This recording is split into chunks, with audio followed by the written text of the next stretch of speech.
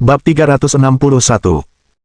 Latihan memang menguji kebenaran, dan Su Xiao juga tahu itu benar, tetapi Su Xiao masih berani membiarkan mereka yang hanya memiliki kekuatan setingkat naga pergi ke medan perang. Lagi pula, mereka dipilih dengan cermat oleh mereka sendiri. Jika terjadi kerugian besar seperti sarang serigala, Su Xiao tidak tahu apakah ia sanggup menanggung pukulan seperti itu. Namun Su Xiao juga tahu bahwa apa yang mereka katakan itu benar. Jika mereka tidak mempraktikkan apa yang telah mereka pelajari, mereka akan mati selamanya. Akhirnya, Su Xiao memikirkannya dan mengambil keputusan. Baiklah, aku setuju denganmu, tetapi masalah ini akan ditunda beberapa hari. Aku akan memberimu libur beberapa hari ini. Sudah lama sekali, dan aku merasa sangat menyesal berada di hutan lebat ini, jadi kau bisa keluar bermain selama waktu ini. Petik 2. Aku akan meminta Kong Ming untuk membantuku membawa orang-orang baru yang datang ke sini kemarin. Petik 2. Lagi pula, mereka baru datang ke sini kemarin dan tidak mengerti aturan apapun, jadi mereka membiarkan Kong Ming beradaptasi. Hanya beberapa hari setelah awal, Sue berkata kepada mereka sambil tersenyum. Setelah mendengarkan kata-kata Su Xiao, mereka akan menolak dan langsung mengangguk setuju. Namun, mereka tidak langsung pergi. Sebaliknya, mereka mulai berdiskusi dengan Su Xiao kemana mereka harus dibawa. Setelah melakukan ini, Su memikirkannya sambil tersenyum dan memberikan sebuah tempat, yaitu Afrika Selatan, karena tempat itu selalu kacau. Tempat seperti itu hanya bisa melatih diri sendiri. Su tersenyum kepada mereka berdua untuk menyebutkan tempat yang mereka pikirkan. Setelah mendengarkan kata-kata Su Xiao, mereka berpikir sejenak dan setuju. Mereka juga tahu bahwa Afrika Selatan saat ini adalah pilihan yang tepat, karena terlalu berantakan dan ada banyak hal yang terjadi setiap hari. Di mana kekerasan sering terjadi, itu juga merupakan tempat berkumpulnya kekuatan gelap dari berbagai negara. Jadi Su Xiao berpikir bahwa jika ia memilih tempat itu, efeknya pasti bagus. Baiklah, kalau begitu, kita pergi dulu. Kita sudah lama di sini, dan kita sudah punya rencana. Baiklah, silakan. Dalam 10 hari, kalian bisa kembali dan membawa mereka pergi. Su Xiao berkata kepada dua orang di sini. Lagi pula, aku perlu memberi mereka waktu untuk tahu. Oke, kita akan kembali tepat waktu. Dengan cara ini, nasib mereka telah diputuskan. Dan saat ini, dunia luar masih berjalan dengan putus asa. Nah, apakah ada yang sudah selesai sekarang? Su Xiaoxiang bertanya kepada Liu, yang telah mengawasi di sini. Belum, bahkan lebih cepat, tidak ada seorang pun yang mampu menyelesaikan putaran kedua, kata Liu kepada Su sambil tersenyum. Bagaimanapun, Liu adalah kekuatan utama dalam pelatihan ini. Menghadapi pencapaian seperti itu, Liu tidak terlalu puas, jadi Liu bersikap seperti sekarang. Oke, tunggu saja, tapi ingat, kita harus benar-benar mematuhi aturan. Kita tidak bisa bertindak adil tanpa aturan, kata Su Xiao kepada Liu sambil tersenyum. Jangan khawatir, bos. Aku sudah tahu. Aku pasti akan melatih mereka dengan baik. Dan aku juga tahu bahwa jika kau bersikap keras pada mereka sekarang, mereka akan memiliki peluang bertahan hidup yang lebih baik ketika tiba di medan perang. Aku akan melatih mereka dengan ketat sesuai persyaratan. Setelah pengalaman di ibu kota, Su Xiao dapat dengan jelas merasakan bahwa Liu telah sedikit berubah. Meskipun situasi spesifik Su Xiao sendiri tidak dapat menjelaskan alasannya, tetapi Su Xiao yang melihat Liu sibuk merasa sedikit berbeda sekarang. Liu sibuk menjadi lebih serius, tidak suka tertawa sebelumnya, juga tidak suka berbicara. Su Xiao tahu bahwa kejadian terakhir sebenarnya sangat memukul Liu sibuk. Teman-teman baik mereka satu persatu mati di depan mereka sendiri, tetapi mereka tidak bisa berbuat apa-apa, hanya bisa menyaksikan tanpa daya. Bawahannya juga satu persatu di depannya, dia masih tidak berdaya, hanya bisa menutup mata. Meskipun Su Xiao tahu pukulan itu pada Liu, dia tidak punya cara untuk membantu Liu. Semua ini hanya dapat membantu Liu keluar sendiri, dan tidak ada yang bisa membantu Liu. Ini juga alasan mengapa Su Xiao mengatur Liu sibuk untuk mengatur pelatihan. Bukan hanya karena Liu adalah bos gua serigala, tetapi juga karena Su Xiao berharap Liu dapat melepaskan diri darinya.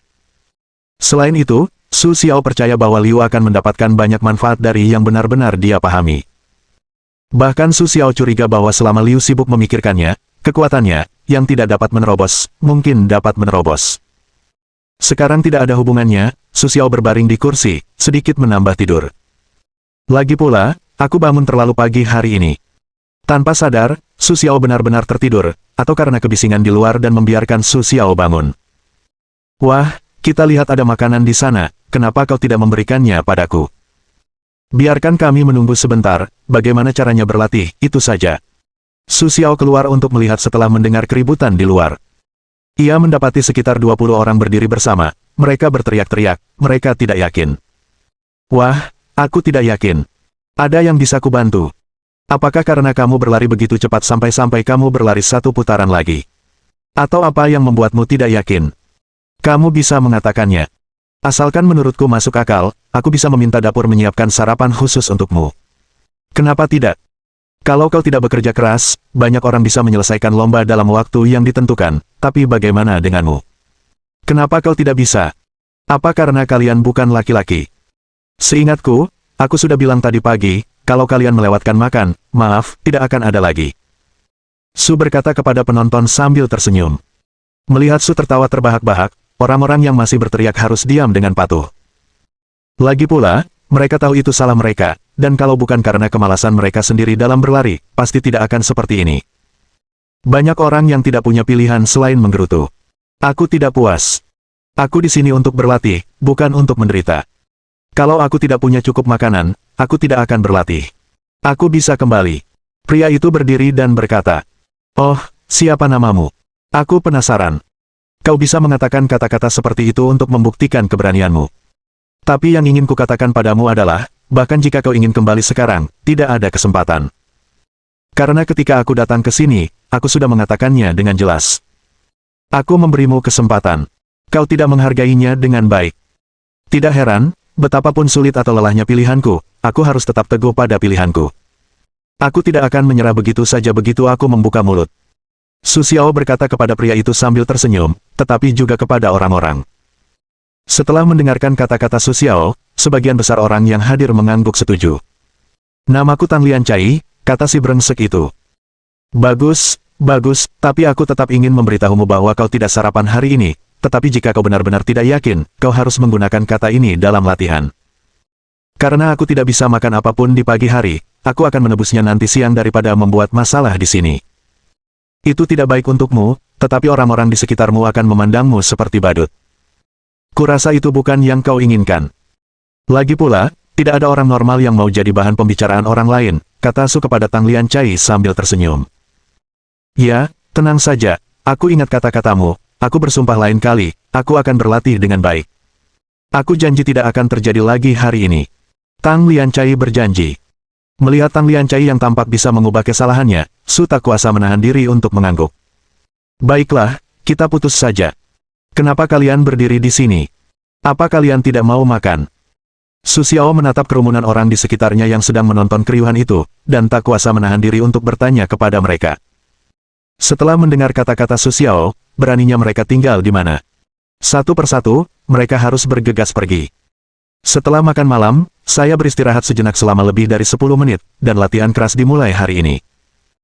Tugas pertama mereka adalah lari menahan beban, tetapi beban mereka sangat ringan, hanya 10 jin, lagi pula, orang gemuk tidak makan di luar sekaligus. Jadi sama halnya dengan latihan. Su Xiao tahu dia tidak bisa terburu-buru. Dia hanya bisa melakukannya perlahan. Tetapi yang tidak diharapkan Su Xiao adalah Tang Liancai benar-benar mengatakan bahwa dia melakukannya dalam lintas alam bersenjata ini. Sejak awal, Tang Liancai berlari di depan tim. Dan Su Xiao menemukan bahwa pengaruh Tang Liancai tidak lemah. 10 atau 20 orang yang baru saja membuat masalah dengannya juga berada di depan dengan seluruh hidup mereka. Melihat hasil ini, Su Xiao mengangguk puas. Tampaknya jika Anda bisa, Tang Lian ini dapat dibudidayakan dengan baik. Hanya saja kita tidak dapat melihat apapun sekarang. Itu semua tergantung pada penampilannya di masa depan. Latihan suatu pagi berakhir seperti ini. Setelah lintas alam bersenjata, itu adalah push-up seperti sebelumnya. Namun, hari ini adalah hari pertama, jadi jumlah latihannya relatif sedikit. Siang harinya, Tang Liancai akhirnya mendapatkan sesuatu untuk dimakan. Melihat Tang Liancai yang melahap makanannya, Su tak kuasa menahan tawa. "Yah, tidak akan ada yang merampokmu. Tenang saja, dapur sudah menyiapkan makanan dengan baik.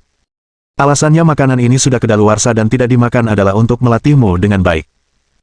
Lagi pula, dimanapun itu, tidak akan ada yang mau membesarkan penyandang disabilitas, kan, yang terkuatlah yang bertahan, yang terkuatlah yang bertahan, inilah hukum alam. Karena kita tidak punya cara untuk melanggarnya, maka kita hanya bisa berusaha lebih keras," kata Su kepada orang banyak sambil tersenyum. Hanya saja, pelatihan ini terlalu banyak orang, jadi mustahil semua orang bisa mendengar Su Xiao. Bab 362. Baiklah, ayolah, aku yakin kalian semua adalah yang terbaik. Di saat yang sama, kalian harus percaya pada diri sendiri. Lagi pula, jika kalian kehilangan kepercayaan diri, siapa yang bisa membantu kalian, kata Su Xiao kepada orang banyak sambil tersenyum. Latihan sore itu tentu saja sama saja, tetapi Su Xiao sudah pergi. Lagi pula, Su Xiao hanya ingin datang dan melihat-lihat, dan tidak benar-benar berencana untuk ikut campur dalam latihan ini. Apapun cara Liu menghadapinya, ia hanya bisa membuat keputusan sendiri. Hal terpenting bagi Su Xiao adalah membantu Liu melihat-lihat dan memberinya nasihat. Karena Su Xiao tahu bahwa ia tidak bisa melakukan segalanya, dan ia tidak bisa memegang segalanya dengan erat. Hal seperti itu bukanlah yang seharusnya dilakukan oleh seorang pemimpin yang berkualifikasi. Yang perlu dilakukan Su Xiao adalah mengatur jalannya setiap aspek. Sehingga mereka dapat memainkan peran sinergis dalam operasi, alih-alih ikut campur dalam cara mereka beroperasi. Su Xiao pergi. Tidak ada yang tahu kapan Su Xiao pergi kecuali Liu Mang. Setelah meninggalkan tempat itu dan melihat jam, Su Xiao berencana pergi ke rumah Jiang Ke untuk menemani ayah dan ibunya. Karena Wang Ying dan Bai Sasa sedang bekerja, mereka tidak bisa ikut dengan Su Xiao sama sekali. Apalagi, ayah dan ibu Jiang sudah siap untuk pergi dari sini. Sebagai calon menantu, Su Xiao tentu saja membutuhkan teman. Ia berkendara ke rumah Jiang Ke, tetapi saat itu tidak ada seorang pun di rumah Jiang Ke. Melihat rumah Jiang yang kosong, Su Xiao merasa tak berdaya dan kemudian menghubungi Jiang Ke melalui telepon. Setelah beberapa dering, telepon akhirnya tersambung. "Hei, Karl, di mana kamu sekarang?" Su Xiao Xiang bertanya kepada Jiang Ke. "Ya, kami di bandara." Suara Jiang Ke terdengar di telinga Su Xiao melalui telepon. "Apa, kamu di bandara? Apakah kamu sedang membeli tiket untuk paman dan bibimu?" Su Xiao Xiang bertanya kepada Jiang Ke. Hanya saja Su Xiao sendiri benar-benar yakin bahwa masalah ini bukan masalah. Karena teknologi jaringan sekarang sudah sangat maju, apakah masih perlu pergi ke bandara untuk membeli tiket? Itu hanya demi kenyamanan Su Xiao. "Tidak, orang tuaku sudah naik pesawat hari ini.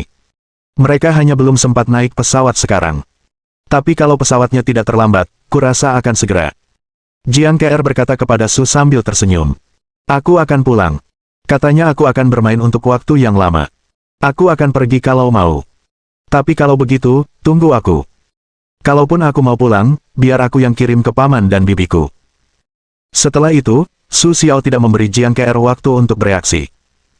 Ia menutup telepon dan meninggalkan rumah Jiang. Membuka Maybach miliknya, melaju kencang menuju bandara kota X. Maybach melesat di jalan, tetapi anehnya dengan kecepatan secepat itu, Anda dapat melihatnya sekilas. Namun tidak ada mobil polisi lalu lintas yang mengikuti, yang membuat beberapa mobil yang sama di jalan penasaran. Karena penasaran, mereka secara tidak sengaja melonggarkan pedal gas, dan kecepatan mobil bertambah tanpa disadari. Sayangnya, sebelum mereka sempat melambat, sebuah mobil polisi lalu lintas tiba-tiba muncul di belakang mereka dan mulai menghentikan mereka. Hari ini, jalan menuju bandara ditakdirkan untuk menjadi mobil polisi lalu lintas. Mengebut telah menjadi mimpi buruk bagi pengemudi di jalan. Namun, awal masalah ini telah memasuki gerbang bandara. Karena tidak ada yang berani menghentikan Maybach Su Xiao, sekarang Maybach telah menjadi mobil yang tidak ingin dikelola oleh polisi lalu lintas di kota X. Semua ini karena keberadaan Su Xiao. Banyak dari mereka tidak ingat plat nomor Su Xiao, tetapi mereka tahu merek Maybach. Namun, Su Xiao tidak tahu. Ketika Su Xiao tiba, ayah Jiang, ibu Jiang, dan Jiang Ke sedang duduk di ruang tunggu menunggu pesawat.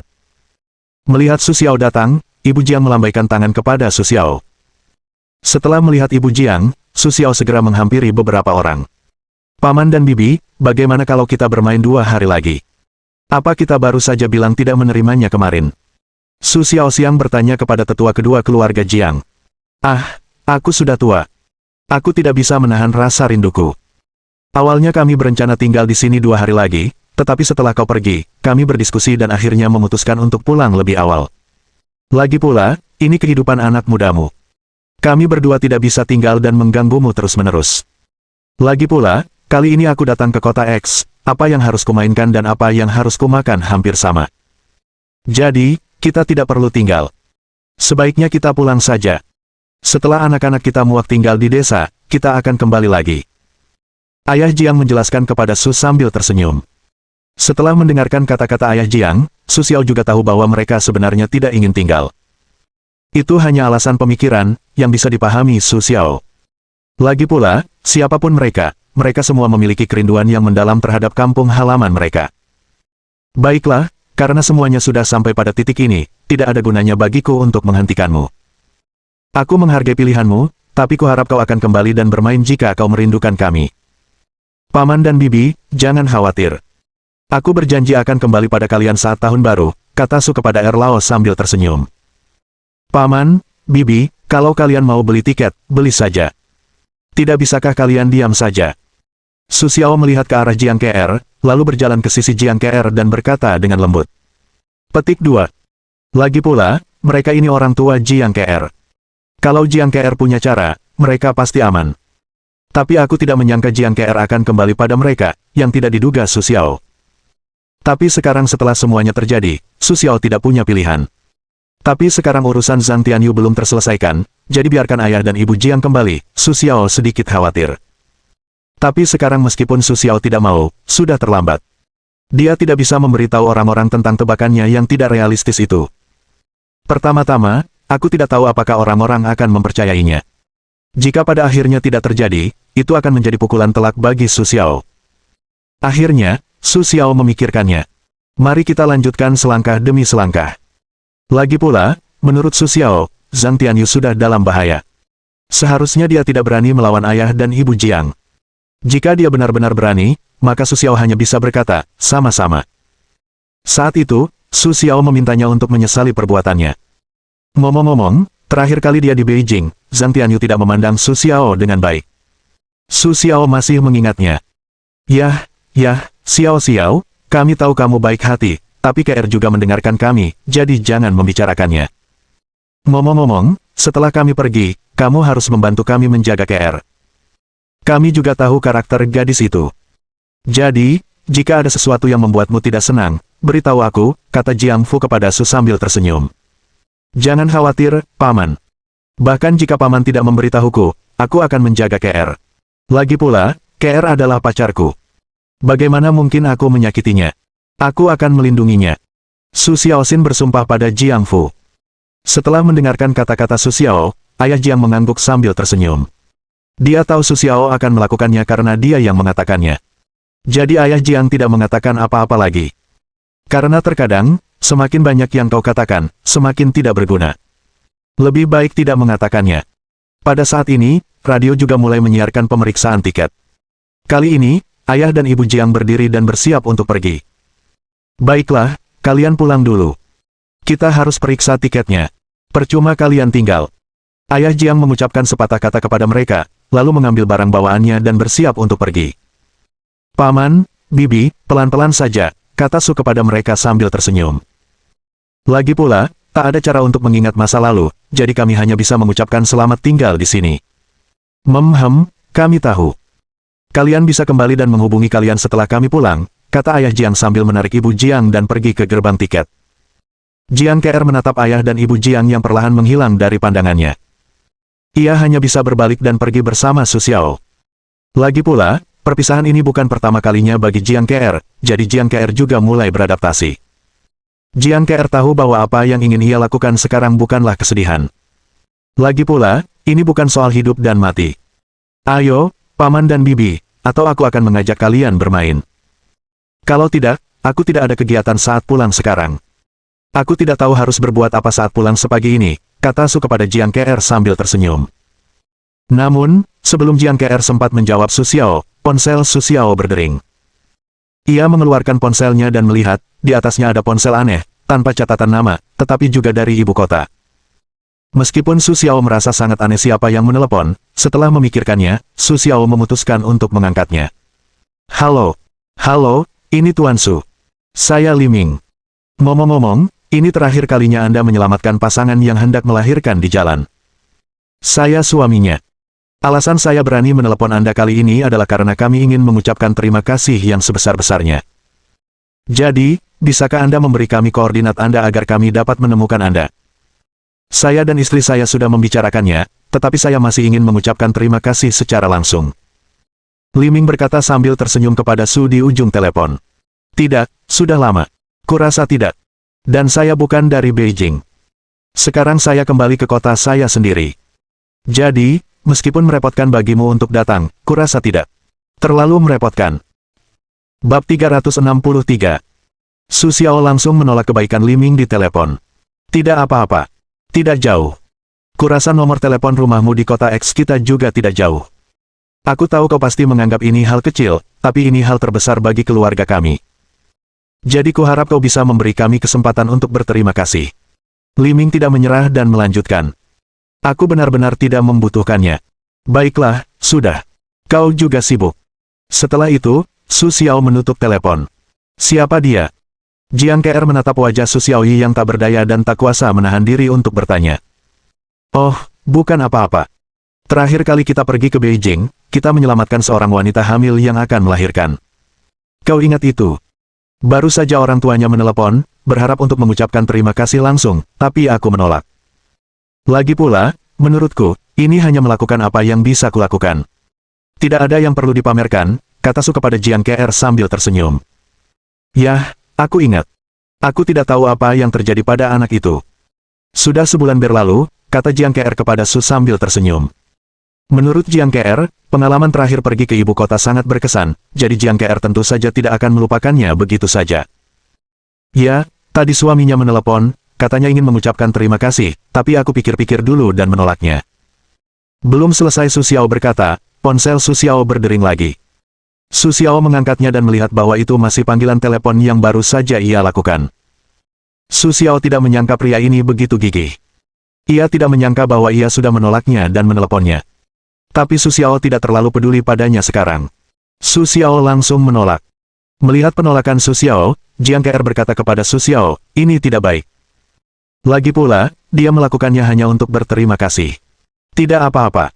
Aku hanya bilang padanya untuk tidak membuang waktu lagi. Kalau dia terus menelepon, aku akan mengangkatnya lagi. Su berkata kepada Jiang Ke'er sambil tersenyum. Ini juga ujian Su Xiao untuk Li Ming. Lagi pula, terakhir kali Li Ming berbicara dengan Su Xiao, dia meninggalkan kesan yang baik padanya. Tapi itu hanya baik. Sekarang Li Ming menelepon, dan Su Xiao berencana untuk memverifikasi karakter Li Ming. Tapi yang tidak disangka Su Xiao adalah panggilan telepon Li Ming datang lagi tepat setelah dia berkata begitu. Melihat nomor telepon yang tertera di ponsel, Su Xiao tahu bahwa meskipun dia terus menolak, tidak ada gunanya. Li Ming ini setara dengan dirinya sendiri. Halo. Su Xiao menghubungkan telepon Li Ming dan berkata kepadanya. Halo, Tuan Su. Ini Li Ming yang berbicara.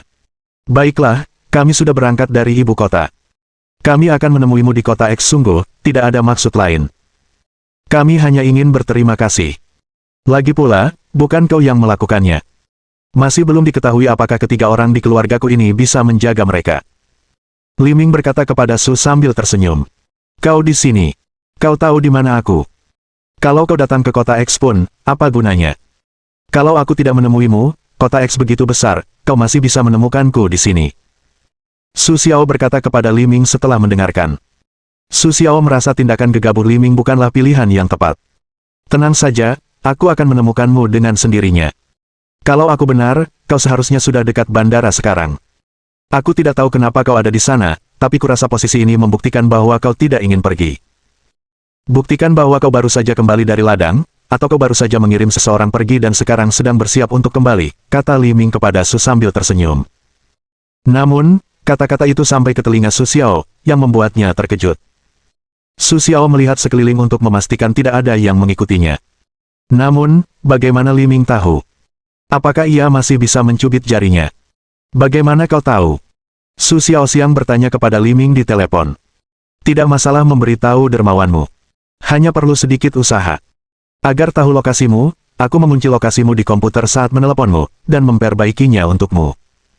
Li Ming berkata sambil tersenyum kepada Su di ujung telepon. Kau merusak ponselku. Setelah mendengarkan kata-kata Li Ming, nada bicara Su Xiao tiba-tiba menjadi dingin. Ia tidak menyangka Li Ming adalah seorang peretas, dan bahkan sehebat itu, dalam waktu singkat ia berhasil membobol jaringan keamanan ponselnya. Dan satu-satunya koneksi di antara mereka hanyalah sebuah panggilan telepon. Namun, Su Xiao masih belum bisa menerima bahwa Li Ming memiliki kemampuan untuk menembus perlindungan ponsel tanpa suara. Tidak, aku tidak merusak ponselmu. Meskipun aku punya kemampuan, aku tidak melakukannya. Petik 2. Aku tahu itu karena aku berada di pagar ponsel, jadi aku bisa tahu di mana orang-orang yang bersamaku. Li Ming menyadari ada yang salah dalam lelucon Su dan segera menjelaskan. Li Ming tahu bahwa banyak orang memiliki rahasia mereka sendiri di ponsel mereka. Tentu saja, mereka tidak ingin diketahui orang lain. Bahkan jika aku tidak menontonnya kali ini, bagaimana mungkin aku tidak membuat orang-orang berhati-hati terhadap seseorang yang bisa dengan bebas memasuki rumahnya sendiri kapan saja. Baiklah, karena kamu sudah tahu di mana aku berada, kamu boleh ikut. Aku akan menunggumu di Hotel Wanxin di kota X.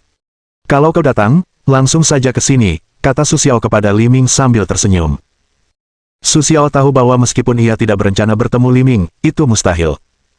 Lagi pula, mengandalkan teknologi Li Ming memang tidak mudah.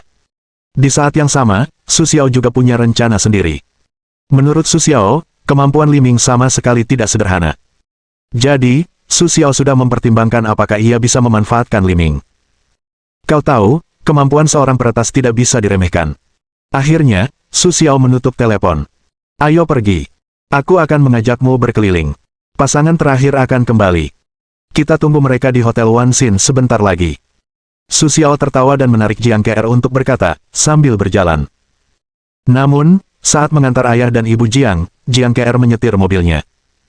Sekarang Su Xiao juga menyetir.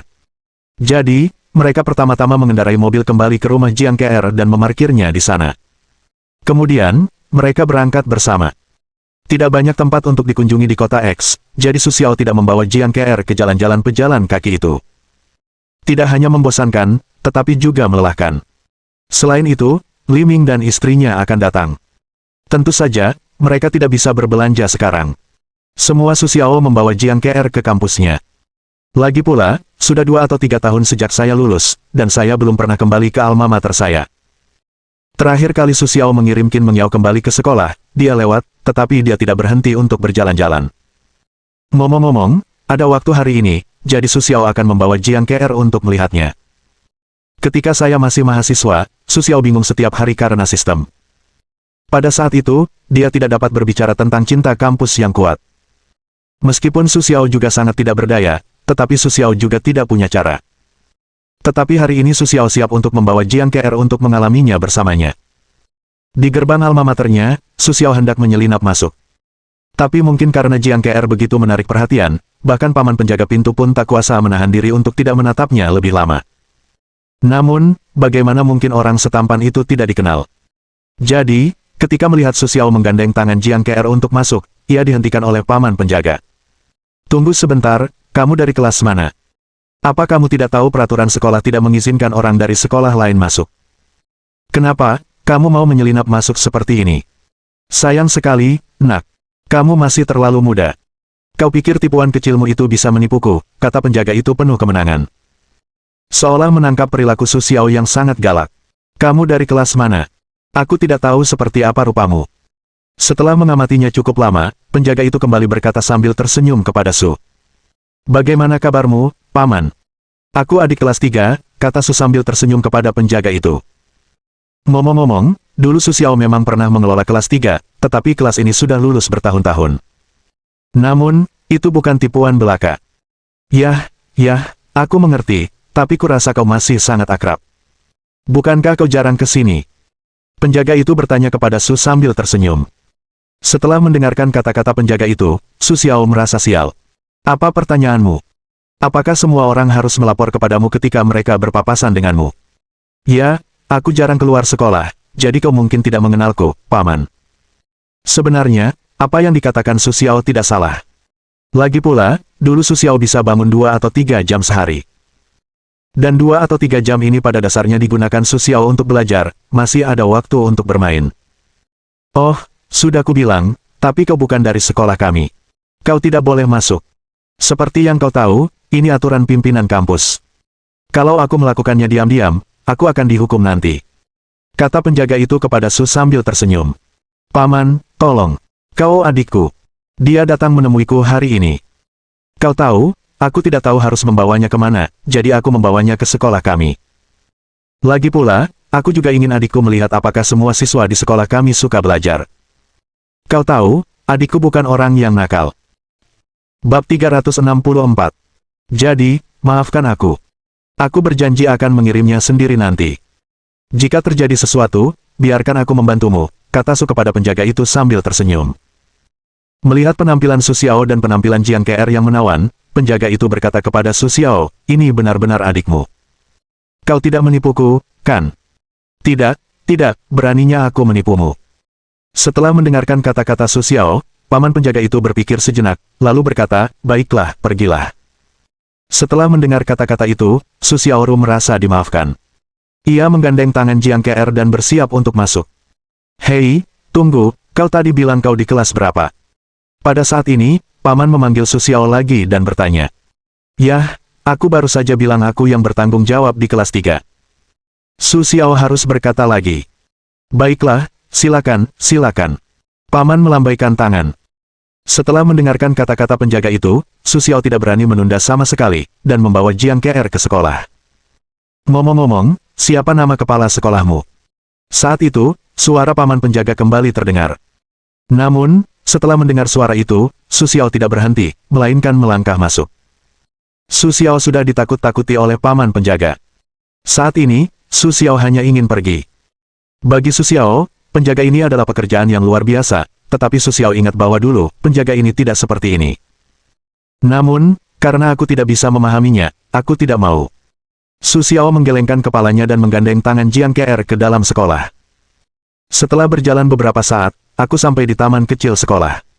Saat ini, ada banyak pasangan kekasih yang berpegangan tangan di sana. Namun, dengan kemunculan Su Xiao dan Jiang Ke'er, mereka tetap menarik perhatian banyak orang. Bagaimanapun, Su Xiao dan Jiang Ke'er bisa dianggap sebagai pria dan wanita. Banyak orang di taman itu tak kuasa menahan diri untuk tidak melihat pasangan itu. Namun tak lama kemudian, mereka menyadari bahwa mereka tidak mengenal satu pun dari mereka, meskipun mereka penasaran mengapa wanita secantik Jiang Ke'er bisa anonim di sini. Namun, setelah melihat Jiang Ke'er untuk pertama kalinya, banyak orang tak kuasa menahan diri untuk mengeluarkan ponsel mereka dan menepuk-nepuk Jiang Ke'er dengan lembut. Lalu, jaringan sekolah besar X di atas, gila, judulnya adalah kecantikan yang terlupakan. Selanjutnya, saya ingin mengambil foto Jiang Ke'er. Hanya dalam 1 menit, jumlah kunjungan telah mencapai lebih dari 200. Tahukah Anda, tidak semua orang akan selalu memperhatikan jaringan sekolah, sangat kuat untuk mendapatkan begitu banyak klik dalam kecepatan 1 menit. Namun, setelah melihat foto-foto Jiang Ke'er, banyak komentar bermunculan, kebanyakan tentang kelas Jiang Ke'er. Banyak orang mencari kelas Jiang Ke'er, sementara para gadis bertanya tentang pria di foto itu. Lagi pula, Su Xiao memang tampan. Meskipun tak sebanding dengan para bintang, ia tak jauh berbeda. Selain itu, setelah Su Xiao mencapai tingkat keabadian, ia merasa seperti keluar dari lumpur tanpa noda, yang menarik perhatian orang-orang. Namun, kita semua berpikir Su Xiao tidak tahu, karena saat ini, Su Xiao sedang mengajak Jiang Ke'er ke apartemen lamanya. Lihat, ini tempatku dulu tidur. Kaulah orang pertama yang kembali bersamaku. Aku rindu masa-masa ketika aku bebas dan tak tahu harus berbuat apa setelah makan setiap hari. Karena baru sekarang aku tahu betapa cepatnya aku dulu, aku tak ingin memikirkan apapun. Jangan khawatirkan hari esok, lakukan saja apapun yang kau mau. Kalian mungkin tidak tahu, waktu kuliah dulu, aku sangat suka tidur sampai-sampai aku hanya bisa bangun 2 atau 3 jam sehari. Waktu itu, 2 atau 3 jam itu adalah waktu yang kugunakan untuk belajar agar bisa mengikuti mata kuliah yang diajarkan dosen. Karena waktu itu aku belum tahu penyakit apa yang dideritaku. Aku harus banyak tidur setiap hari. Terkadang aku tertidur setelah makan. Kadang-kadang aku bahkan tertidur saat berjalan, jadi aku jadi selebriti terkenal di kampus waktu itu. Kita semua tahu ada dewa tidur di kelasku. Meskipun aku tidak ingin seperti ini, tidak mungkin. Su Xiao bercerita kepada Jiang Ke'er tentang masa lalunya. Oh, bagaimana kabarmu? Jiang Ke'er bertanya kepada Su sambil tersenyum. Sebenarnya, aku tidak tahu bagaimana mengatakannya, tapi suatu hari aku tiba-tiba merasa tidak mengantuk lagi, aku tidak akan mengantuk seperti itu. Lalu begini, aku merasa lebih baik, banyak rumah sakit tidak bisa memeriksanya, jadi entah kenapa aku merasa baik. Su berkata kepada Jiang Ke'er sambil tersenyum. Ah, apa lagi? Apa kau mengulanginya nanti? Jiang Ke'er bertanya kepada Su Xiao dengan cemas. Tidak apa-apa. Aku sudah baik-baik saja sekarang. Aku sudah berlatih sejak aku bangun, karena latihan dapat meningkatkan kesehatanku dan membuatku tidak seperti sebelumnya. Su Xiaoxiang menjelaskan kepada Jiang Ke'er. Su Xiao tidak memberitahu Jiang Ke'er apapun tentang sistem itu, karena semakin sedikit orang yang Su Xiao ketahui tentangnya, semakin aman, tidak hanya bagi Jiang KR, tetapi juga bagi Su Xiao. Oh, begitu. Baguslah. Aku tidak akan mengantuk lagi nanti, kata Jiang KR. Ayolah, aku tidak bisa masuk ke apartemenku sekarang, karena pasti ada beberapa mahasiswa baru yang tinggal di sana. Ayo, aku akan menunjukkan kantin sekolah kita. Itu tempat yang telah memberiku makan selama 4 tahun. Mau lihat, kata Su Xiao kepada Jiang KR sambil tersenyum. Bagus. Hanya saja aku belum kuliah, jadi aku bisa merasakan pengalaman bersekolah. Jiang KR berkata kepada Su Xiao sambil tersenyum. Setelah mendengarkan kata-kata Jiang KR, Su Xiao terdiam, karena Su Xiao ingat betul bahwa Jiang KR belum tua. Baru berusia 20 tahun, bagi seorang gadis, itu adalah masa muda, gadis seperti itu adalah waktu untuk mengenyam pendidikan. Entah karena alasan apa, Jiang KR berhenti kuliah agar bisa menggambar dengan baik. Tapi sekarang ada cara untuk membiarkan Jiang KR kembali kuliah. Aku hanya tidak tahu apa yang diinginkan Jiang KR. Nak, bolehkah aku bertanya satu hal? Jika aku memberimu kesempatan untuk kuliah sekarang, apakah kau bersedia? Su Xiaoxiang bertanya kepada Jiang KR. Kenapa kuliah?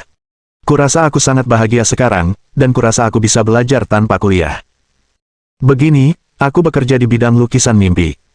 Pekerjaan ini memang diinginkan banyak lulusan perguruan tinggi, tetapi mereka baru bisa mulai magang setelah lulus. Petik 2. Dan aku punya guru yang bagaikan guru besar. Tuan Liang sangat baik padaku, jadi aku tidak akan meninggalkannya. Petik 2. Menurutku, aku sudah punya banyak hal yang hanya bisa didapatkan mahasiswa setelah berjuang seumur hidup, jadi aku tidak iri dan tidak ingin kuliah. Petik 2. Itu hanya desahan. Tidak ada maksud lain. Jiang KR berkata kepada Su sambil tersenyum. Ya, apa yang dimiliki Jiang KR sekarang adalah apa yang diharapkan oleh orang-orang yang baru lulus dari universitas seumur hidup mereka. Meskipun Jiang KR belum bisa kuliah, ia sudah memiliki semua ini sebelumnya. Mungkin inilah yang kita semua katakan.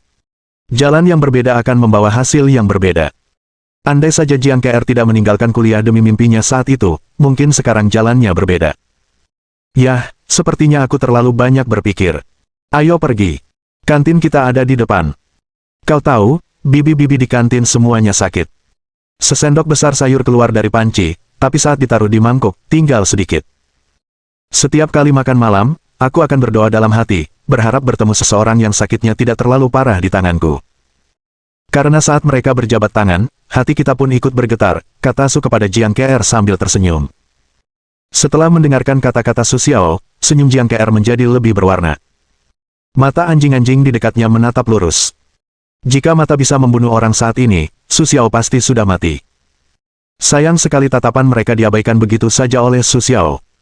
Bahkan Su Xiao menarik Jiang KR, dan aku pun tersungkur di tangannya. Ding, berpura-pura berhasil telah membangkitkan rasa iri dan benci setidaknya 100 orang. Sekarang kita menghadiahi tuan rumah dengan 100 poin pengetahuan, dan meminta tuan rumah untuk terus berusaha. Sekarang kita punya 5.200 poin pengetahuan. Suara sistem yang cepat terdengar di hati Su Xiao. Setelah mendengar suara ini, Su Xiao terkejut. Ya Tuhan, apa tidak apa-apa? Sistem, apa yang terjadi? Sue tersenyum pada sistem dan bertanya. Ding, keberadaan sistem ini adalah untuk membuat tuan rumah menjadi seperti dewa, dan setiap orang yang menjadi seperti dewa akan berpura-pura bertarung di hadapannya. Oleh karena itu, salah satu tugas tersembunyi sistem adalah jika tuan rumah mencapai 100 atau lebih rasa iri dan benci dalam sekali pengisian, poin pengetahuan piktograf akan dihadiahkan. Rasio orang terhadap poin pengetahuan adalah 1:1, artinya, adegan tuan rumah barusan membuat setidaknya 100 orang iri dan benci. Sistem menjelaskan kepada Sue sambil tersenyum. Ayolah, ada fungsi unit yang begitu kuat, kenapa aku tidak tahu sebelumnya, dan kau tidak memberiku petunjuk di sistem, kata Sue dengan marah kepada sistem. Tugas tersembunyi, karena ini adalah tugas tersembunyi, tentu saja tuan rumah perlu mempelajarinya. Jika sistem langsung memberitahu, mengapa kata tersembunyi ditambahkan pada tugas tersebut? Sistem bertanya kepada Su sambil tersenyum. Harus dikatakan bahwa roh sistem benar-benar manusiawi. Seringkali, Su Xiao merasa bahwa roh sistem memiliki pemikirannya sendiri. Ia adalah tubuh yang hidup, tetapi entah mengapa sistem itu terperangkap. Meskipun Su Xiao tahu bahwa idenya sangat muluk, terkadang ia menerimanya. Begitu ia memiliki ide ini, tak mudah untuk menekannya. Sistem, apakah tugasku hanya sekali, atau bisakah aku mengaktifkannya lagi asalkan aku membiarkan 100 orang merasa iri dan benci di masa mendatang? Sue tersenyum ke arah sistem dan bertanya. Jika sekali, Su Xiao akan rugi besar. Tapi jika terus-menerus, Su Xiao telah menemukan cara untuk mendapatkan pengetahuan dengan cepat. Bab 365. Ini tugas tersembunyi. Selama host memenuhi persyaratan, itu bisa diaktifkan kembali. Tapi kalau kamu menggunakan poin pengetahuan ini untuk terus-menerus menyikat gigi, sistem pasti punya cara untuk memeriksa dan menyeimbangkan host, jadi host tetap ingin bersih. Lagi pula, itu bagus. Sistem berkata sambil tersenyum. Hanya saja sistem itu diabaikan begitu saja oleh Su Xiao. Sehebat apapun yang kamu miliki, karena memiliki kelebihan seperti itu, aku harus mendapatkan pengetahuan terlebih dahulu. Ayo, KR, kita ke kantin. Bagaimana kalau mencoba rasa kantin kita? Begini, sekarang sudah siang. Ayo kita makan. Su tertawa dan menarik Jiang KR untuk berkata dengan sukses. Baiklah, ayo kita pergi dan melihat-lihat, tapi apa kamu lupa kalau kamu masih punya perjanjian dengan Li Ming dan keluarganya? Kalau kita makan sekarang, bagaimana kita bisa makan nanti? Jiang KR menatap Su dan berkata sambil tersenyum.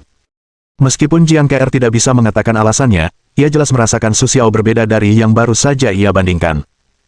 Entah mengapa Jiang KR merasa Su Xiao begitu antusias dengan dirinya sendiri sekarang. Oh, ya. Kalau kau tidak bilang aku lupa, lihat-lihat saja. Kalau ada yang enak, kita coba. Jangan remehkan kantin kita. Para juru masak di sana memang jago memasak, tapi sayang sekali tidak ada cara untuk menyembuhkan tangan mereka yang gemetar, kata Su sambil tersenyum dan menggelengkan kepala. Pakaiannya tampak menyedihkan. Melihat Jiang KR, ia tak kuasa menahan tawa. Ia hanya merasa Su Xiao begitu manis saat sedang bercanda. Bukan hanya Jiang KR, tetapi juga beberapa gadis yang menatap Su Xiao mulai mempermalukan diri mereka sendiri. Namun di mata pria gay lainnya, Su Xiao berpura-pura dipaksa, telanjang, berpura-pura dipaksa.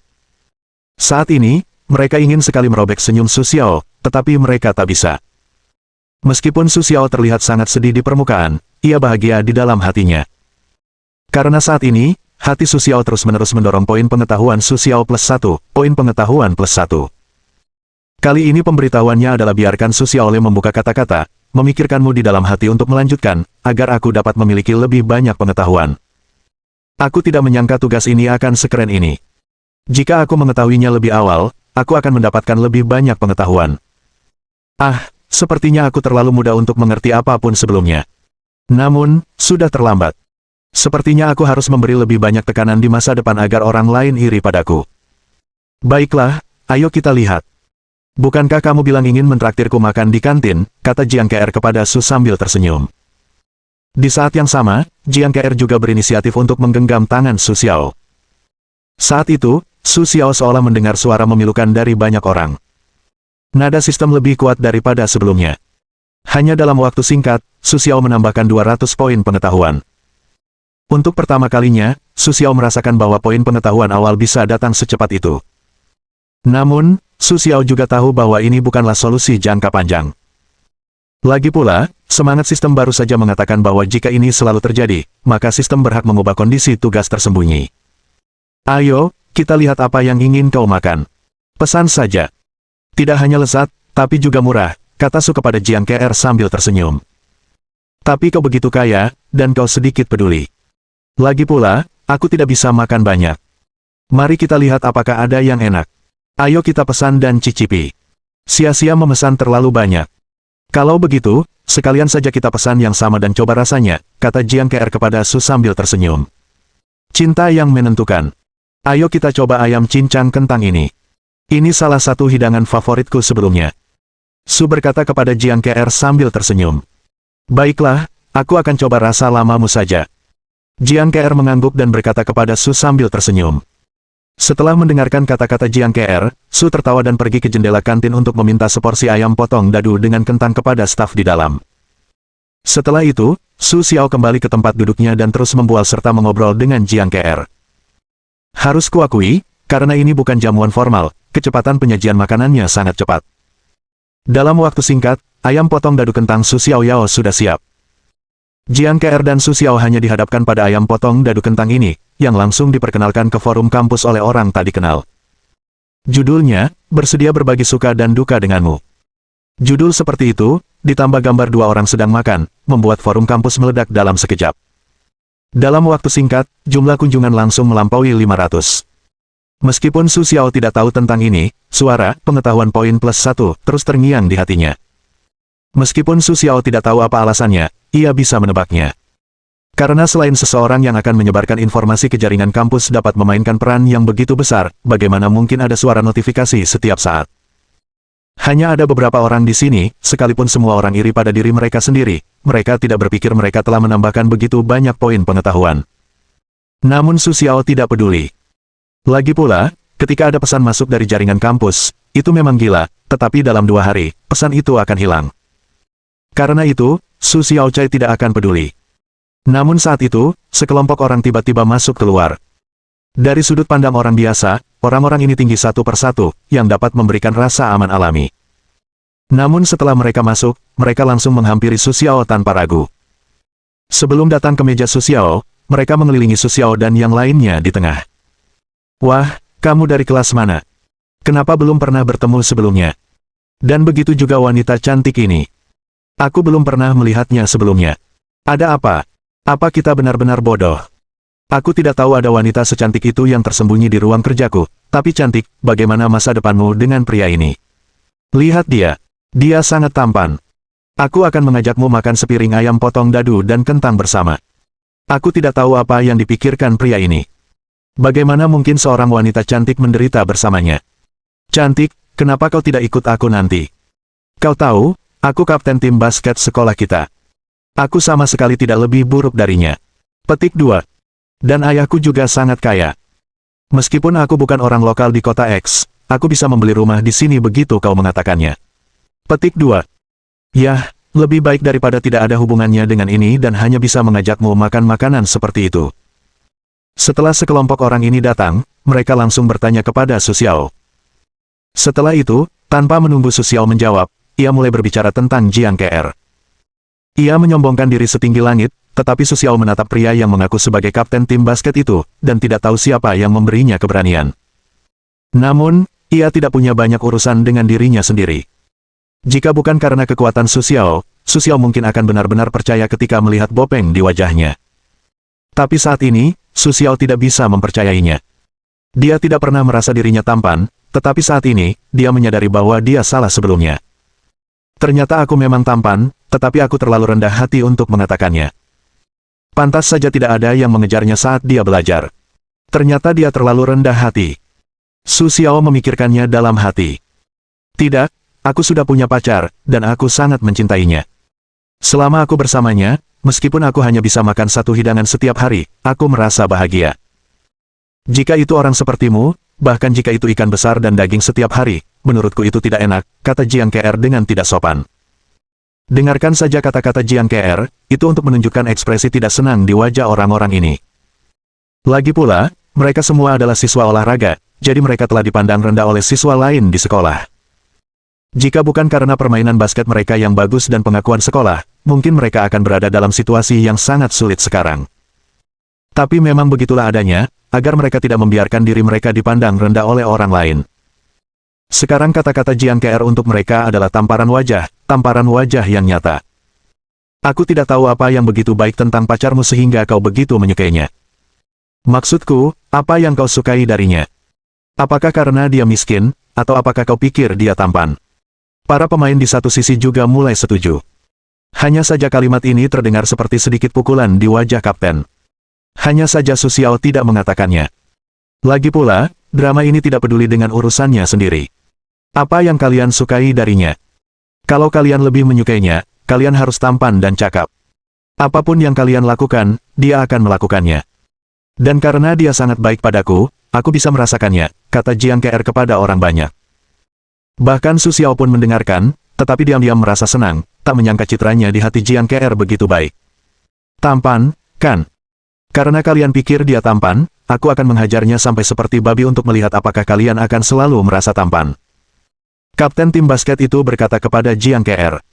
Setelah itu, ia melambaikan tangannya dengan lembut. Kemudian, Su Xiao menyadari bahwa orang-orang di sekitarnya tiba-tiba membentuk lingkaran. Kemudian Su Xiao dan Jiang Ke terkepung, hanya menutupi pandangan monitor. Artinya, di masa depan, bahkan jika Su Xiao menggugat sekolah, sekolah tidak punya pilihan. Karena tidak ada bukti material, tidak ada yang bisa mengatakan bahwa pertarungan mereka dapat dipertahankan. Bab 366.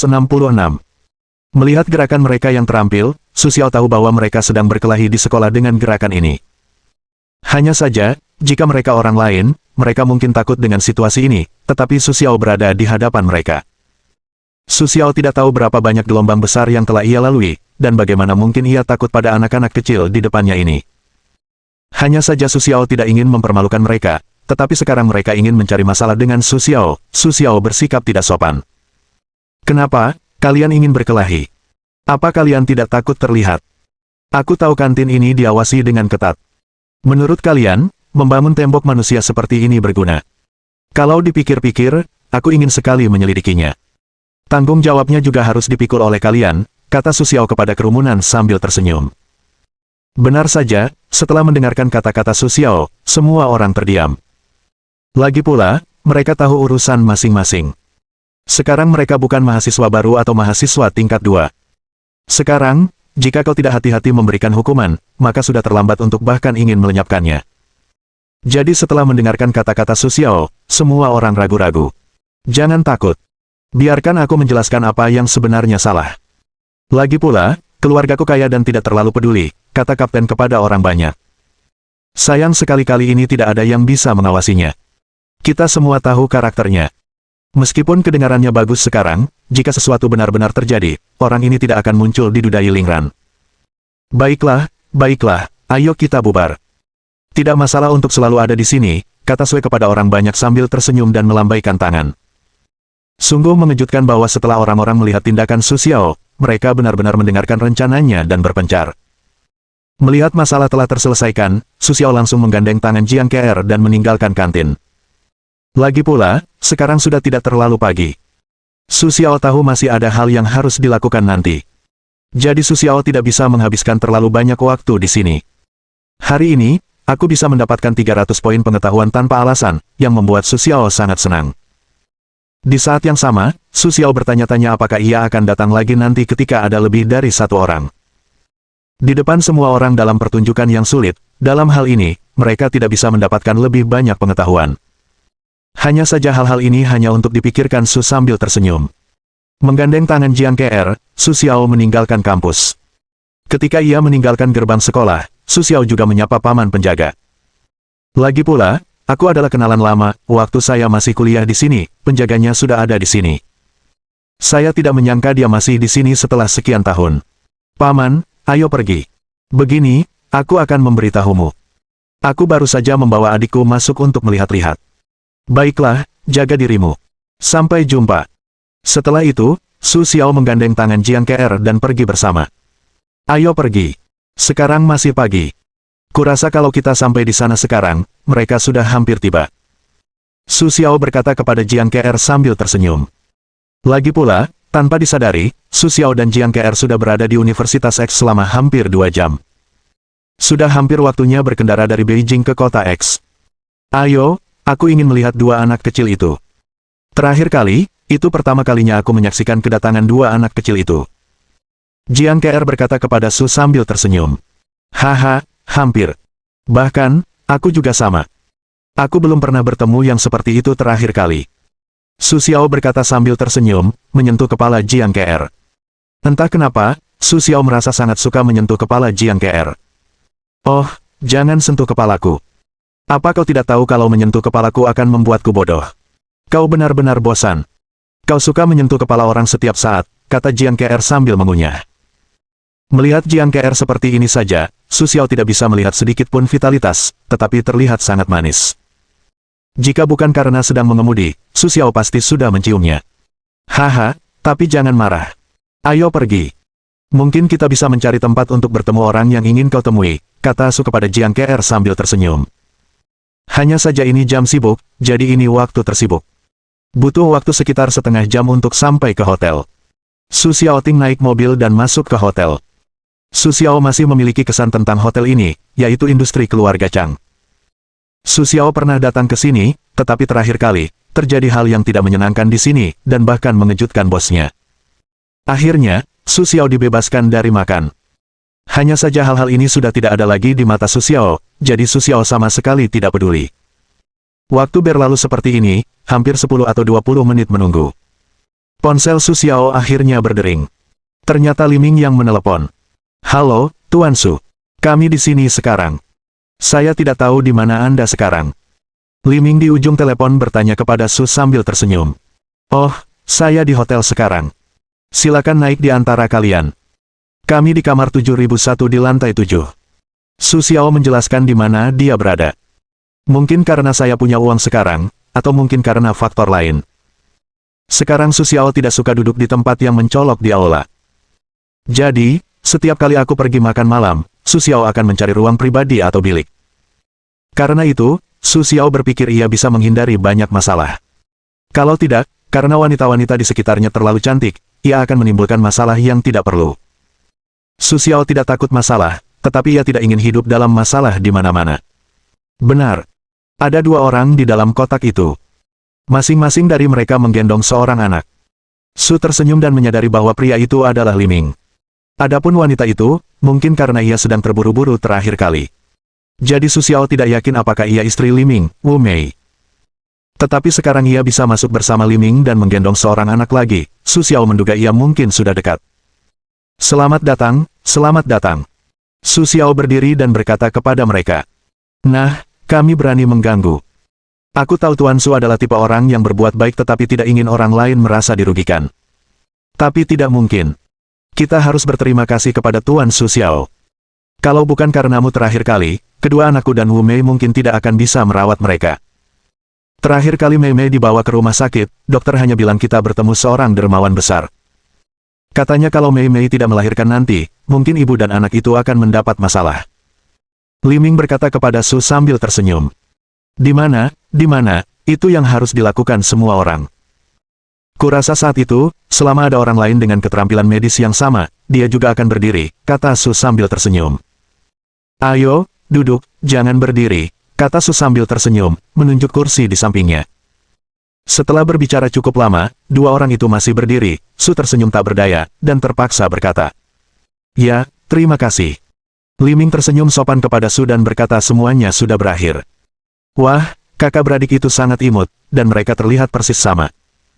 Sepertinya nanti mereka besar nanti, mereka akan secantik dan setampan ibu mereka. Jiang Ke memandangi anak-anak dalam gendongan mereka dan berkata, "Ngomong-ngomong, bolehkah aku memelukmu? Sungguh menyenangkan." Jiang Ke menatap Li Ming dan istrinya, lalu berkata, "Tidak apa-apa, gendong saja, tapi sekarang anak itu masih kecil, mungkin masih kecil," kata Li Ming kepada Jiang Ke. Setelah selesai, ia menyerahkan gadis kecil itu kepada Jiang Ke. Jiang Ke memandangi anak yang diserahkan Li Ming, seolah-olah ia telah mendapatkan harta karun yang berharga, dan menerimanya dengan lembut. Namun, tidak seperti yang dikatakan Li Ming, gadis kecil itu membuka matanya dan menatap Jiang Ke, lalu dia menertawakan Jiang Ke. Su Xiao, lihat dia tersenyum padaku." Jiang Ke menunjuk gadis kecil itu dan berkata sambil tersenyum kepada Su. "Baiklah, aku mengerti. Bagus. Berlatihlah, agar anak-anakmu tidak mengambilnya." Su berkata kepada Jiang Ke sambil tersenyum. Namun setelah Su Xiao selesai, ia secara alami dibutakan oleh Jiang Ke. Namun, Jiang Ke tersipu malu.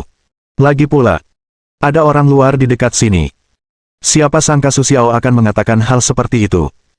Haha, sepertinya Nona Ke dan gadis kecilku adalah teman yang ditakdirkan, karena tidak peduli siapa mereka sebelumnya. Begitu aku bertemu dengannya, aku akan menangis terseduh-seduh, bahkan neneknya. Hanya ketika kita membawanya, kita akan begitu tenang, tetapi tiba-tiba, dia tidak bereaksi apapun dalam pelukan Nona Ke. Hanya bisa dikatakan bahwa ada semacam takdir antara dia dan Nona Ke. Mungkin karena Nona Ke berpihak padanya saat dia lahir, kata Li Ming kepada Jiang Ke. "Oh, aku tidak menyangka nasib anakku begitu baik." Jiang Ke berkata gembira setelah mendengar kata-kata Li Ming. "Haha, gadis kecil ini mungkin memang ditakdirkan untukmu, kalau tidak, kenapa kau terjebak kemacetan saat dia lahir?" Dan setelah mereka semua lahir dengan selamat, kemacetan lalu lintas baru saja teratasi. Hanya bisa dikatakan bahwa semua ini mungkin sudah diatur dalam kegelapan, dan kita tidak bisa mengendalikannya, kata Su kepada Jiang Ke sambil tersenyum. Ya, Tuan Su benar. Kami juga berpikir begitu. Mungkin ini sudah pengaturan Tuhan. Petik 2. Kalau bukan karena Tuan Su Xiao terakhir kali berada di sana, bagaimana mungkin ada dua anak kecil ini? Bab 367. Setelah mendengarkan kata-kata Su Xiao, Li Ming tak kuasa menahan diri untuk tidak berkata sepatah kata pun. Sebenarnya, menurut Li Ming, semua ini sudah diatur oleh Tianan. Baiklah, jangan katakan itu. Lagi pula, kau tak perlu berterima kasih padaku secara langsung. Begini, anak-anakmu masih terlalu kecil sehingga sulit untuk mengantar dan menjemput mereka, kata Su kepada keluarga Li Ming sambil tersenyum. Ya, kalau kau memang berniat begitu, kenapa kau harus pergi sendiri? Tidak mudah untuk mengatakan bahwa kau masih punya dua anak di jalan. Su tersenyum dan berkata kau tidak perlu ikut. Jiang KR juga ikut berkomentar. Meskipun Jiang KR tidak tahu apa-apa, ia juga tahu bahwa melakukan hal itu berbahaya. Tidak apa-apa, kau tidak tahu, Mei Mei dan aku akan berkeliling dunia. Perjalanan kali ini mungkin akan memakan waktu lama, dan kita tidak tahu kapan kita bisa kembali lagi. Karena itulah kita berencana bertemu Eng Gong sebelum kita pergi. Hari ini, kita terpaksa menggunakan cara seperti itu. Kuharap kau tidak keberatan, kata Li Ming kepada Su sambil tersenyum. Tidak apa-apa, tidak apa-apa. Sekarang anak-anak masih kecil. Kau bisa mengajak mereka bermain-main dan berfoto. Petik 2. Seiring berjalannya waktu, ketika anak itu sudah besar, bahkan jika kau ingin bermain di luar, itu tidak akan semudah itu. Petik 2. Dan laki-laki harus melakukan apa yang mereka katakan. Aku yakin akan hal itu. Ayo kita minum. Setelah itu, Su Xiao mengangkat gelasnya. Li Ming juga terus terang. Setelah melihat tindakan Su Xiao, ia sama sekali tidak ragu. Ia pun mengambil gelasnya dan minum bersama Su Xiao. Bagus, mudah. Melihat tindakan Li Ming, Su Xiao tak kuasa menahan diri untuk memujinya. Setelah itu, di tengah tawa sekelompok orang, makan malam pun diselesaikan seperti ini. Ya, kita bisa saling menghubungi di masa mendatang, dan aku sangat tertarik dengan teknologi peretasanmu. Kau bisa mengajariku saat kau senggang, kata Su kepada Li Ming sambil tersenyum. Tidak masalah. Kalau kau mau belajar, katakan saja padaku. Aku akan memberimu semua yang kutahu. Li Ming setuju tanpa ragu. Bukan berarti Li Ming sangat murah hati, tetapi bagi Li Ming, tidak ada yang lebih penting daripada anak dan istrinya. Su Xiao menyelamatkan dua orang terpentingnya sekaligus. Tentu saja, ia dihadiahi tubuhnya. Karena Su Xiao bisa melihat teknologi peretasannya dengan saksama, memberikannya kepada Su Xiao bukanlah masalah besar. Baiklah, setelah turmu selesai, kau akan punya waktu. Saya akan berkonsultasi dengan Anda dengan rendah hati, kata Su kepada Li Ming sambil tersenyum. Lagi pula, Su Xiao juga tahu bahwa sekarang Li Ming berencana bepergian, tentu saja ia tidak punya waktu, jadi Su Xiao sangat cerdik dan mengatur waktu setelah Li Ming kembali. Ya, kau bisa tenang saja, dan teknologi peretasanku bukan cuma bualanku, itu jelas salah satu yang terbaik di Tiongkok. Hanya saja tidak ada yang tahu tentang itu karena biasanya tidak mencolok. Lagi pula, kau juga harus tahu bahwa teknologi peretasan umumnya mencurigakan. Petik 2. Karena keberadaan peretas terlalu tidak pasti, siapapun mereka tidak mau ada orang yang bisa mengancam rahasia mereka, kata Li Ming kepada Su sambil tersenyum. Yah, aku tahu itu. Jangan khawatir. Bahkan jika aku mempelajarinya, aku tidak akan membuat masalah. Su berkata kepada Li Ming sambil tersenyum. Baiklah, kalian berdua mengobrol dengan baik. Ayo pergi. Jiang KR saat ini mendesak Su sambil tersenyum. Dia datang. Setelah itu, Su Xiao dan Li Ming meninggalkan kotak itu bersama-sama. Saat ini, tak seorang pun menyadari bahwa mereka baru saja bertemu. Mereka yang tak kenal akan mengira mereka sudah lama tak bertemu. Yah, sekarang belum terlalu malam. Apa kalian ada rencana? Mau jalan-jalan, kata Su kepada Li Ming dan istrinya sambil tersenyum.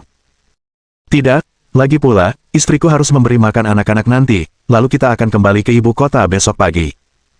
Karena ada beberapa hal, kita harus kembali mengurusnya, lalu aku akan memulai perjalanan dengan istriku. Kami akan kembali setelah perjalanan selesai. Kuharap kau tidak melupakan kami, kata Li Yang kepada Su sambil tersenyum. Haha, jangan khawatir. Aku tidak akan melupakanmu. Jaga dirimu baik-baik. Lagi pula, kuharap kau bisa mengajariku teknologi peretas.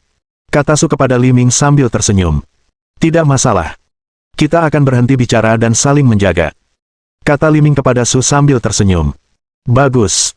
Setelah itu, Su Xiao dan Jiang KR datang untuk berkendara bersama. Su Xiao pertama-tama mengantar Jiang Ke'er kembali ke rumahnya. Awalnya, Su Xiao berencana untuk tinggal di rumah Jiang Ke'er.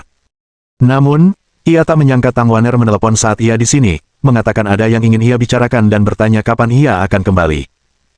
Tak mungkin, Su Xiao terpaksa keluar dari rumah Jiang Ke'er dengan enggan. Setelah keluar, Su Xiao kembali ke vilanya. Setelah memasuki pintu, ia melihat Jiang Ke'er dan Qin Mengyao sedang belajar dengan serius. Katakan padaku, ada apa? Kau tidak mau meneleponku kembali secepat itu hanya untuk membiarkanmu menelepon.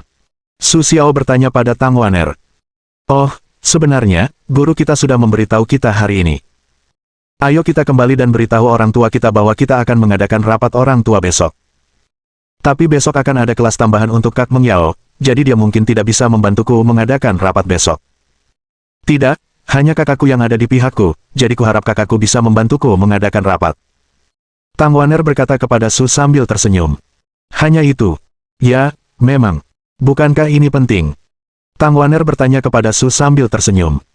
Mendengar kata-kata Tang Wan'er, hati Su Xiao seperti terbakar amarah. Melihat wajah polos Jiang Ke'er saja, Su Xiao harus menahannya lagi. Baiklah, kau menang. Ini juga sangat penting. Kau bisa mengatakannya di telepon sekarang. Aku baru saja bertanya apa lagi yang kau katakan. Tidak jelas di telepon. Aku harus kembali. Petik 2.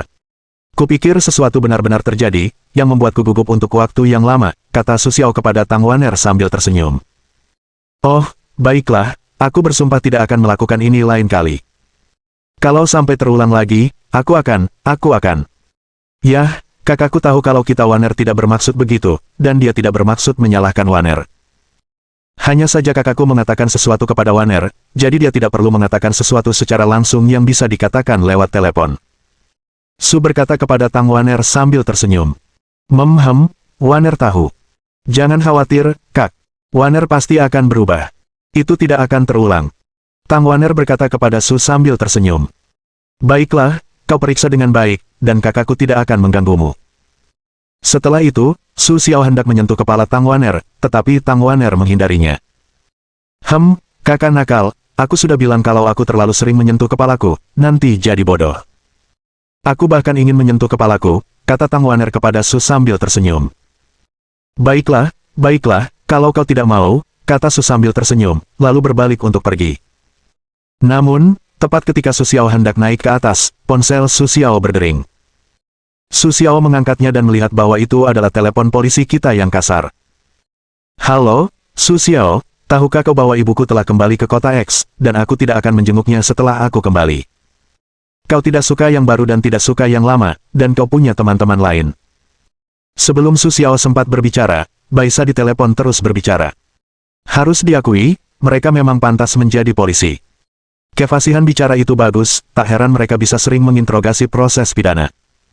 Nah, saya baru pulang 2 hari, dan Anda harus pergi bekerja. Saya khawatir Anda tidak punya waktu, jadi saya tidak berani mengganggu Anda. Ngomong-ngomong, karena kamu bebas meneleponku hari ini, bisnismu pasti sudah hampir sibuk. Mau keluar sebentar? Aku juga kangen, kata Sue kepada Baisa di telepon sambil tersenyum. Yah, kurang lebih begitu. Kamu bisa jemput aku. Aku di rumah sekarang. Berta tersenyum pada Sue dan memberitahu di mana dia berada. Baiklah, aku ikut. Setelah itu, Su Xiao menutup telepon. Wan'er, aku ada urusan. Aku akan keluar sebentar. Kalau kamu lelah membaca, kamu bisa istirahat lebih awal. Ingat, untuk bekerja dan beristirahat, ini yang terbaik. Su berkata kepada Tang Wan'er sambil tersenyum. Setelah itu, Su Xiao mengatakan sesuatu kepada Qin Mengyao. Guru Mengyao, tunggu sebentar. Kalau kamu lapar, ada mie di dapur. Kamu bisa makan saja. Atau kamu bisa meneleponku nanti dan aku akan melihat apakah aku bisa membawakanmu sesuatu untuk dimakan saat aku kembali. Kurasa aku harus pulang lebih awal malam ini. Ngomong-ngomong, Wan'er, rapat kelasmu pagi atau sore? Su Xiao bertanya pada Tang Wan'er. Sore, tapi kakak, kamu harus pulang lebih awal. Kalau kamu terlambat, kamu akan ketinggalan waktu. Tang Wan'er berkata kepada Su sambil tersenyum. Jangan khawatir. Aku tahu. Kapan aku membuatmu khawatir? Kalau kamu tidak percaya pada kakakmu, dia tidak akan pergi. Biarkan kakakmu Mengyao pergi. Su Xiao berkata kepada Tang Wan'er sambil tersenyum. Mendengar kata-kata lucu Su Xiao, Tang Waner dan Qin Mengyao tak kuasa menahan tawa. Baiklah, aku pergi. Setelah keduanya tersenyum, Su Xiaobian pergi. Setelah meninggalkan tempat itu, Su Xiaozhao berkendara menuju apartemen Baisa. Karena sekarang bukan lagi musim ramai, Su Xiao tidak butuh waktu lama untuk tiba di rumah Baisa. Bab 368. Sasha, kita ke sana. Kita tidak akan ke bar lagi, kan? Sue menertawakan Sasa berkulit putih di depannya dan bertanya jalan. Ketika Su Xiao tiba, Baisa sudah menunggunya di pintu, jadi Baisa segera naik ke mobil Su Xiao. Tapi masalah pertama adalah aku tidak tahu harus bermain di mana, yang paling merepotkan. Atau lebih baik kita pergi ke bar, tapi kali ini kita tidak akan pergi ke tempat lama. Bukankah kota X sekarang berada di bawah kendali geng hijaumu? Kali ini kita akan menganggapnya sebagai patroli. Bagaimana kalau pergi ke bar lain? Tanya Berta sambil tersenyum pada Sue. Sue tertawa setelah mendengar kata-kata Baisa, tetapi juga merasa salah, seolah-olah Baisa ini sengaja ingin pergi ke bar lain. Tapi sekarang Baisa telah mengajukan permintaannya sendiri, Su Xiao malu untuk menolak lagi. Yah, kalau begitu, itu bukan tidak mungkin, tapi kau harus mendengarkanku dan jangan main-main. Sue berkata kepada Berta sambil tersenyum. Baiklah, kalau begitu aku akan mendengarkanmu. Aku tidak akan macam-macam denganmu, kata Berta sambil menepuk dadanya. Melihat penampilan Baisa, Su Xiao merasa tak kuasa menahan diri untuk menelan ludah. Begitu menggodanya hingga Su Xiao hampir tak sanggup menahannya. Jika bukan karena lubang sistematis, biarkan dirimu belajar apa itu divisi pertempuran, kau harus melindungi tubuh Yuanyangmu. Senyum Sue ini harus menekan Sasa putih di dalam mobilnya sendiri, menginjak-injaknya tanpa ampun sekalipun. Tapi sekarang kita hanya bisa melihat dan tak bergerak. Su Xiao hanya merasakan 10.000 kuda lumpur rumput terbang di dalam hatinya saat ini. Namun tak mungkin, meski begitu, Su Xiao hanya bisa bertahan. Ayo kita pergi dan lihat apakah ada hal khusus yang ingin kau kunjungi. Kalau tidak, aku bisa menunjukkannya padamu. Kalau tidak, aku harus membuat keputusan sendiri. Sue mengatakannya kepada Berta sambil tersenyum. Terserah kau. Lagi pula, aku tidak terbiasa dengan hal itu. Kata Berta setelah memikirkannya. Baiklah, bagaimana kalau kita pergi ke bar Longteng di pusat kota? Skala bar ini dianggap sebagai bar terbesar di Qingbang, kata Sue kepada Berta sambil tersenyum. Yah, tadi ku bilang terserah padamu, kata Berta setelah mendengar senyum Sue. Karena Bai Sasa tidak punya pendapat, Su Xiao tentu saja tidak mengatakan apa-apa dan langsung pergi ke Longteng.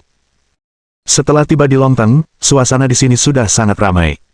Lagi pula, bar adalah tempat tersibuk di malam hari. Meskipun baru pukul 9, ini bukan waktu resmi untuk kehidupan malam. Namun, di pusat kota, Longteng sudah ramai. Setelah memasuki bar, Su Xiao secara alami ditemukan oleh manajer di sana. Tak lama kemudian, mereka pun menghampiri Su Xiao. Bos, apa yang membawamu ke sini? Tanya pengunjung itu sambil tersenyum kepada Sue. Kau tahu, Su Xiao memiliki prestise tertinggi di Qingbang. Meskipun Wang Qiang adalah manajer yang dangkal, kita semua tahu bahwa Wang Qiang hanyalah pekerja paruh waktu untuk Su Xiao. Tidak apa-apa. Aku bukan bos hari ini. Aku hanya pelanggan di sini, jadi kau tidak perlu terlalu peduli. Teruslah lakukan apa yang biasa kau lakukan. Oh, perkenalkan aku padamu. Ini pacarku. Kalau dia datang ke sini sendirian, tolong awasi lebih sering. Sue berkata kepada pengunjung itu sambil tersenyum. Baik, bos, jangan khawatir. Kalau ada yang berani mengganggunya saat dia datang, kami akan membuatnya tidak bisa pergi dengan baik. Pria itu berkata kepada Sue sambil tersenyum. Baiklah, pergilah dan kerjakan pekerjaanmu, dan aku tidak akan menundamu, kata Sue kepada pria itu sambil tersenyum. Setelah itu, Sue menggandeng tangan Berta dan masuk. Di dalam, suasananya benar-benar berbeda dari luar. Aku mendengar musik yang memekakkan telinga di mana-mana, dan aku bahkan tak bisa mendengar sepatah kata pun. Nah, menurutmu di sini berbeda dengan pub itu? Tanya Sue sambil tersenyum pada Berta. Karena keduanya praktisi, daya dengar mereka sangat baik. Bahkan di lingkungan yang bising sekalipun, mereka masih bisa mendengar kata-kata satu sama lain. Yah, agak berbeda. Suasana di sini jauh lebih baik daripada pub. Hanya saja orang-orang di sini terlihat jauh lebih gila daripada pub, aku tidak terbiasa dengan perubahan mendadak ini. Bahkan menurutku agak lebih nyaman di bar kecil yang tidak terlalu ramai. Tidak ada yang bagus di sini selain orang-orang yang ramai. Aku agak menyesal sekarang, atau lebih baik kita ganti saja, kata Berta sambil tersenyum pada Sue. Bukannya Baisa belum pernah ke bar-bar besar seperti ini sebelumnya, Tapi dulu dia datang untuk melawan pornografi, perjudian, dan narkoba. Saat itu, selama mereka datang, semua stereo akan dimatikan. Beginilah jadinya. Saya pikir suatu hari nanti saya akan datang ke tempat seperti ini bukan lagi untuk melawan pornografi, perjudian, dan narkoba, melainkan untuk mengajak diri saya bermain. Saya tidak pernah membayangkan akan mengalami hari seperti ini. Tapi sekarang, meskipun dia datang ke sini, Baisa juga menyesal, karena terlalu berisik.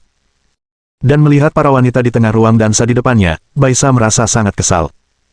Baisa benar-benar tidak mengerti apa bagusnya tempat seperti ini. Ada begitu banyak orang di sini. Su Xiao, apa maksudmu dengan tempat-tempat ini? Kenapa orang-orang datang ke sini setiap malam saat mereka punya waktu luang? Menurutku, lebih baik tidur atau menonton drama TV daripada datang ke sini dan membuang-buang waktu, kata Berta sambil tersenyum pada Sue. Bagaimana aku bisa memberitahumu ini? Lagi pula, siapapun yang kutanyai, tidak ada cara untuk memberimu jawaban yang paling tepat. Setiap orang di sini punya pikiran yang berbeda. Kebanyakan orang sibuk seharian dan harus menahan segala macam amarah di siang hari. Mereka bahkan dimarahi oleh para pemimpin. Petik 2. Jadi mereka datang ke sini di malam hari dan menggunakan musik dan alkohol untuk menenangkan diri. Petik 2. Karena di sini gratis, jika kau punya ketidakpuasan atau ketidakbahagiaan, kau bisa berdansa dan melampiaskannya. Apapun yang kau lakukan di sini, tidak akan ada yang tahu, karena tidak ada yang mengenal siapapun di bar ini, dan tidak ada yang tahu identitasmu seperti apa di siang hari. Itulah mengapa bar ini berdiri begitu lama. Tentu saja, salah satu alasan datang ke sini adalah rasa ingin tahu. Aku ingin tahu seperti apa suasananya, sama sepertimu, bayi yang penuh rasa ingin tahu. Tapi beberapa orang tidak punya cukup ketekunan. Mereka tidak tahan dengan segala macam godaan, jadi mereka akan jatuh ke dalam perangkap musuh secara perlahan. Ada segelintir orang yang datang untuk mencari one night stand sepenuhnya, dan mereka tidak mengenal siapapun setelah satu malam, kata Sue kepada Berta sambil tersenyum. Lagi pula, aku punya bar, jadi Su Xiao tahu sedikit tentangnya. Tapi yang tidak terpikirkan oleh Su Xiao adalah mengapa Baisa menanyakan pertanyaan seperti itu. Tapi karena Baisa yang bertanya, Su Xiao akan memberikan jawabannya sendiri. One night stand, bar ini tidak untuk menghentikannya, tanya Berta sambil tersenyum kepada Sue. Bagaimana kita bisa menghentikannya? Ini yang kau inginkan. Apa alasan kita menghentikannya? Bukankah benar untuk berdiri dan memberitahu mereka bahwa moralmu sedang merosot? Jika kita melakukannya, mungkin bar kita tidak perlu melakukannya. Yang bisa kami lakukan adalah jika ada yang dibius, kami akan menghentikannya. Lagi pula, kami tidak bisa menghentikannya di bar kami. Tapi kalau berani pakai narkoba, maaf, kami bukan vegetarian. Kalau sampai terjadi seperti itu, orang yang pakai narkoba akan dipukuli oleh petugas kami. Itulah yang bisa kami lakukan lebih banyak untuk tamu atau tamu perempuan kami. Sekaligus, kami akan mengingatkan setiap lesbian yang datang ke sini untuk berhati-hati saat datang sendirian. Hanya saja, meskipun peraturan kami seperti ini, tetap saja akan banyak orang yang memakai narkoba. Hal semacam ini hanya bisa dikurangi, tapi tidak bisa dihilangkan, kata Sue kepada Berta sambil tersenyum. Ah, sekarang mereka semua perempuan. Aku benar-benar tidak tahu apa yang mereka pikirkan, kata Berta sambil mendesah. Baisasha juga tahu bahwa Su Xiao benar. Setelah bertahun-tahun menjadi polisi, Baisa bisa membedakan mana yang benar dan mana yang salah. Meskipun ia tahu, ia tak bisa menyelesaikannya. Baiklah, jangan bahas itu. Kita di sini untuk minum. Bagaimana kalau minum sesuatu? Tanya Sue sambil tersenyum pada Berta. Baiklah, tidak apa-apa. Sebenarnya, aku tidak punya persyaratan untuk anggur. Aku datang ke bar karena aku suka suasananya. Tapi sebenarnya, aku tidak terlalu tertarik dengan anggur, dan aku juga tidak terlalu suka anggur di bar, karena aku belum pernah minum anggur enak denganmu, kata Berta sambil tersenyum pada Sue. Setelah mendengarkan kata-kata Baisa, Su Xiao juga tahu bahwa Baisa tidak berbohong. Lagi pula, Baisa tinggal di 4 keluarga sejak kecil. Anggur enak apa yang ada di sana? Bagaimana mungkin kau peduli dengan anggur biasa di luar? Lagi pula, keluarga Bai bisa dibilang kaya dan tak terkalahkan. Kalau dia benar-benar ingin minum, dia tidak bisa membeli apapun. Atau kita minum sebotol bir saja. Lagi pula, kita harus menyetir nanti, jadi sebaiknya kita hati-hati. Sue menyampaikan pendapatnya kepada Berta sambil tersenyum. Ya, buat saja keputusanmu, kata Baisa kepada Sue sambil tersenyum. Keesokan harinya, ketika Su Xiao sedang tidur nyenyak, pintu diketuk. Meskipun Su Xiao sangat enggan untuk bangun, ia tak berdaya, ia hanya bisa perlahan-lahan bangun dengan enggan. Ada apa? Su Xiao menatap Tang Waner di depannya dan bertanya. Ada apa? Katakan ada apa denganmu? Kau setuju untuk satu sekolah denganku. Sekarang kau bertanya ada apa denganku. Kak, jangan lupa berjanji padaku. Hari ini kau akan membantuku mengadakan rapat orang tua murid. Tang Waner menatap Su yang tersenyum. Suaranya tak henti-hentinya meninggi.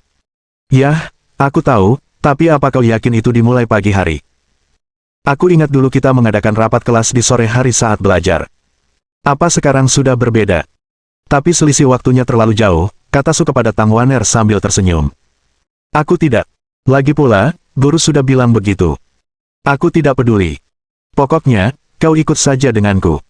Tang Waner tidak terlalu peduli. Dia tampak seperti babi mati yang tidak takut air mendidih. Su Xiao melihatnya sambil tersenyum, tetapi juga sangat tidak berdaya. Tapi aku tidak bisa menahannya. Meskipun Su Xiao sangat mengantuk dan ingin tidur, sekarang dia telah berjanji pada Jiang Ke, dia harus melakukannya. Baiklah, tunggu sebentar. Aku akan membereskannya sedikit. Kamu tidak ingin merusak citramu kalau begitu, kata Su Xiao kepada Tang Waner sambil tersenyum. Baiklah, baiklah, cepatlah. Setelah memikirkannya, Tang Waner berkata. Tang Waner juga tahu bahwa itu tidak berguna bahkan jika dia mendesaknya. Lagi pula, kata-kata Su Xiao benar. Dan sekarang belum terlambat, jadi Tang Waner tidak terburu-buru. Tapi Tang Waner akan tahu bahwa setelah Su Xiao bercanda dan menutup pintu, dia tidak membersihkan sama sekali setelah kembali ke kamarnya. Namun, sekali lagi ia berbaring di tempat tidur, harus diakui bahwa kekuatan tempat tidur itu sungguh dahsyat, bahkan Su Xiao, seorang praktisi seperti dirinya, sama sekali tak mampu menahan godaannya. Tanpa disadari, Su Xiao kembali tertidur lelap. Setelah menunggu cukup lama, Tang Waner melihat Su Xiao belum juga keluar, dan waktu kelas sudah dekat. Tak mungkin, Tang Waner terpaksa mengetuk pintu kamar Su Xiao lagi. Kak, apa yang kau lakukan? Aku hampir terlambat ke sekolah. Tiga suara itu terdengar berturut-turut, menunjukkan bahwa Tang Waner juga sangat gugup saat ini.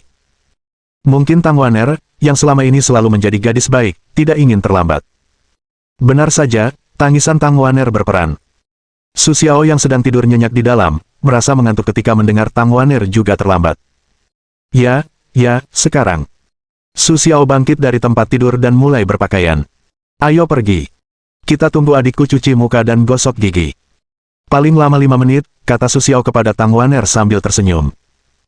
Setelah itu, tanpa menunggu jawaban Tang Waner, ia mulai membersihkan diri. Namun kali ini, Su Xiao tidak menunda, dan segera menyelesaikan masalahnya. Ayo pergi.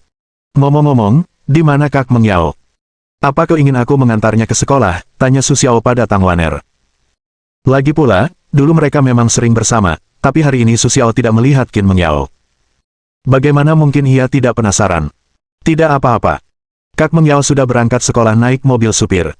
Apa kau pikir semua orang pemalas sepertimu? Kalau Kak Meng Yao menunggumu mengantarnya, dia mungkin akan terlambat, dan dia bilang dia takut kau merepotkan, jadi dia yang mengambil langkah pertama. Baiklah, adikku tersayang mengajariku dengan benar. Kakakku bersumpah di sini bahwa dia akan mengubahnya di masa depan, kata Su kepada Tang Waner sambil tersenyum. Tang Waner menunjukkan 3 jari dan berpura-pura mengumpat. Namun, semua orang dapat melihat bahwa Su Xiao sama sekali tidak menunjukkan ekspresi penyesalan. Oke, apakah kulit itu menarik? Ayo cepat atau kita akan terlambat nanti. Aku tidak ingin terlambat hari ini, atau aku mungkin menjadi contoh bagi seluruh kelas, kata Tang Waner. Baiklah, kalau begitu, ayo cepat pergi. Su Xiao menatap Tang Waner yang tampak cemas dan tahu bahwa semuanya sudah cukup. Jadi Su Xiao tidak lagi menggoda Tang Waner. Dia hanya membersihkan diri. Kemudian Su Xiao mengemudikan mobil dan mengantar Jiang Ke ke sekolah. Aku sarapan sederhana dalam perjalanan. Ketika aku tiba di sekolah, pintu sekolah telah dibuka. Melihat sekelompok siswa memasuki gerbang sekolah, Su berkata kepada Tang Waner sambil tersenyum. Baiklah, tidak apa-apa. Aku bilang aku tidak akan terlambat. Kau tidak percaya. Tapi itu sepertinya membenarkan kata-kata Su Xiao. Begitu suara Su Xiao mereda, sekolah teringat bel pulang. Dan bersamaan dengan bunyi bel, pintu sekolah pun mulai menutup perlahan. Melihat kejadian ini, Tang Waner langsung membuka kakinya dan mulai berlari. Tepat di dekat sekolah, pintunya tertutup rapat. Su Xiao melihat gerbang sekolah yang tertutup di belakangnya, dan bertanya pada Tang Waner, yang berjalan lambat dan tidak bisa masuk. Apa yang akan terjadi pada mereka? Apakah mereka akan berdiri di sini sehari terlambat, atau akankah mereka pulang tidur tanpa sempat pergi ke sekolah? Tidak mungkin. Tang Waner melirik Su Xiao dengan mata melotot, seolah berkata, kau sudah kuliah atau belum, ijazahmu tidak akan diambil. Mereka tidak sempat masuk, jadi mereka harus menunggu kepala sekolah mengambilnya. Hukuman apa yang akan diberikan setelah rapat nanti, itu tergantung keputusan kepala sekolah. Petik 2. Kalau suasana hatimu sedang baik, kalaupun tidak, kau bisa langsung mengatakannya. Kalau kau sedang tidak senang, kau hanya bisa melihat takdirmu. Tang Waner berkata kepada Su sambil tersenyum. Setelah mendengarkan kata-kata Tang Waner, Su Xiao menyadari bahwa semuanya tidak sesederhana yang ia bayangkan. Untungnya, sekolahnya dulu tidak seperti ini, tetapi Su Xiao sama sekali tidak ingat seperti apa sekolahnya dulu. Kak, aku merasa sangat sial bersamamu. Biasanya aku tidak akan pernah terlambat, tapi lihatlah hari ini. Petik 2. Aku hampir terlambat gara-gara kau. Petik 2. Dan sebelumnya tidak banyak orang yang akan terlambat, tetapi hari ini, karena kalian di sini, jadi banyak orang yang terlambat secara kolektif. Aku ingin menunggu sebentar, jika kalian bisa melihat ekspresi para pemimpin sekolah, itu akan sangat luar biasa. Aku tidak tahu seberapa buruk wajah mereka nanti. Kurasa siswa hari ini akan dihukum. Setidaknya tidak semudah mengucapkan dua kalimat, tebak Tang Waner. Haha, terserah. Pokoknya, asal kau tahu bahwa di bawah kepemimpinan kakakmu, kau tidak akan terlambat. Setelah itu, Su tersenyum dan tampak bangga, seolah berkata, lihat, tanpa aku, kalian akan terlambat seperti kelompok orang itu. Namun, ekspresi ini jatuh di mata Tang Waner, tetapi terlihat sangat murahan. Baiklah, cepatlah, atau guru akan terburu-buru, kata Tang Waner kepada Su sambil tersenyum. Lalu, sekolah macam apa kau? Aku belum pernah mendengar tentang pertemuan orang tua di pagi hari. Kalau kamu tidak terus-terusan memohon, aku tidak akan datang. Bukankah ini waktu yang tepat untuk tidur, kata Su Xiao kepada Tang Waner sambil tersenyum. Yah, aku tahu kakakku memang yang terbaik. Ayo pergi. Tang Waner benar-benar tidak tahan dengan kakaknya, jadi dia harus bergegas. Dengan cara ini, di bawah arahan Tang Waner, Su Xiao akhirnya tiba di ruang kelas mereka yang biasa. Namun saat ini, banyak siswa sudah berdiri di depan pintu kelas. Ada apa? Mereka tidak semua terlambat sepertimu, jadi mereka dihukum oleh gurumu. Jangan bilang kelasmu biasanya selarut ini. Su Xiao menatap orang-orang di luar pintu, dan reaksi pertamanya adalah berhenti. Namun, Su Xiao melihat jumlah orang dan mendapati hampir 40 atau 50. Saking banyaknya orang yang berdiri di luar, Su Xiao Cai sungguh terkejut. Meskipun terlambat, tidak seperti ini, kelas tetap bisa berjalan lancar. Entahlah, tapi kurasa tidak banyak orang yang terlambat, kata Tang Waner curiga.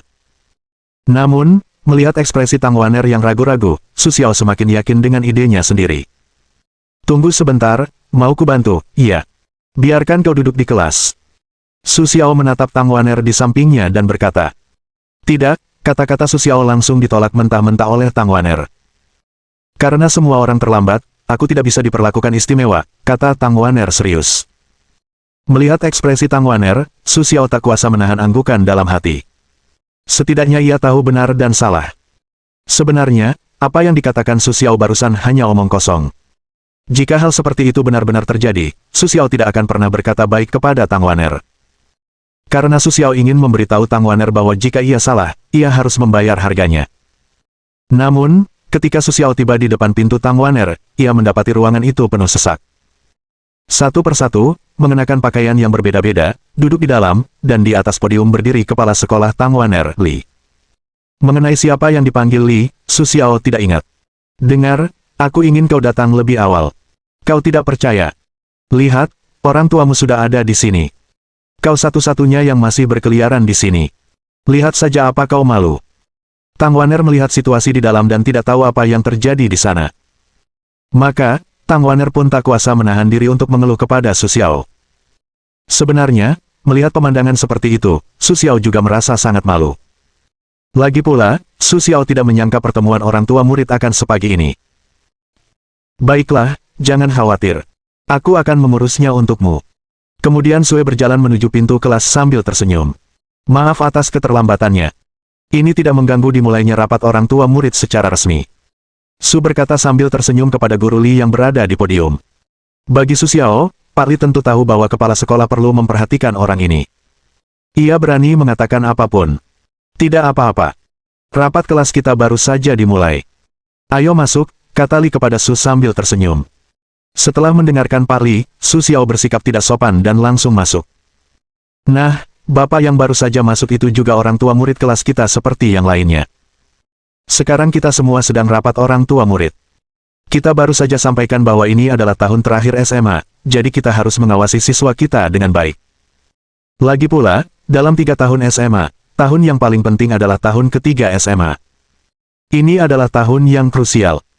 Jadi, saya juga berharap setiap orang tua siswa dapat meluangkan lebih banyak waktu bersama anak-anak kalian. Saya tahu setiap orang tua punya kesibukannya masing-masing, dan semua upaya yang kalian lakukan juga demi masa depan anak-anak kalian yang lebih baik. Petik 2. Tetapi jika kalian tidak bisa mengelola mereka dengan baik saat ini, dan mereka tidak bisa diterima di universitas yang ideal, meskipun kalian sudah membangun fondasi yang baik untuk mereka sekarang, bisakah mereka mewarisinya dengan baik di masa depan? Hanya ada satu senior tri dalam hidup seseorang. Ini bukan hanya senior tri para siswa, tetapi juga senior tri para guru dan orang tua kita. Jadi, saya harap melalui pertemuan orang tua hari ini, semua orang tua akan memperhatikannya. Saya tahu kalian semua memiliki kondisi keluarga yang baik. Kalian bisa meminta tutor untuk anak-anak kalian, tetapi tutor dapat menyelesaikan masalah akademik siswa. Tetapi terkadang kita lebih memperhatikan pemikiran siswa, yang hanya bisa dicerahkan oleh orang tua. Tuan Li berceloteh di atas panggung. Su Xiao hanya merasa seolah-olah ia kembali ke sekolah sebagai siswa lagi. Mendengarkan kata-kata guru Li, Su Xiao hanya merasa kantuknya semakin menjadi-jadi. Kedua kelopak mata Su Xiao Zi berkedut, tetapi melihat orang tua di sampingnya, mereka semua tampak memperhatikan. Su Xiao merasakan keheningan yang mendalam dan tidak tahu apa yang mereka pikirkan. Inilah yang seharusnya dilakukan guru tanpa perlu dikatakan. Sekarang apa yang dikatakan guru Li, Su Xiao telah melakukannya. Su Xiao hanya merasa itu tidak berarti. Baiklah, saya sudah mengatakan apa yang harus dilakukan orang tua setelah itu, dan sekarang saya tidak ingin mengatakan apapun.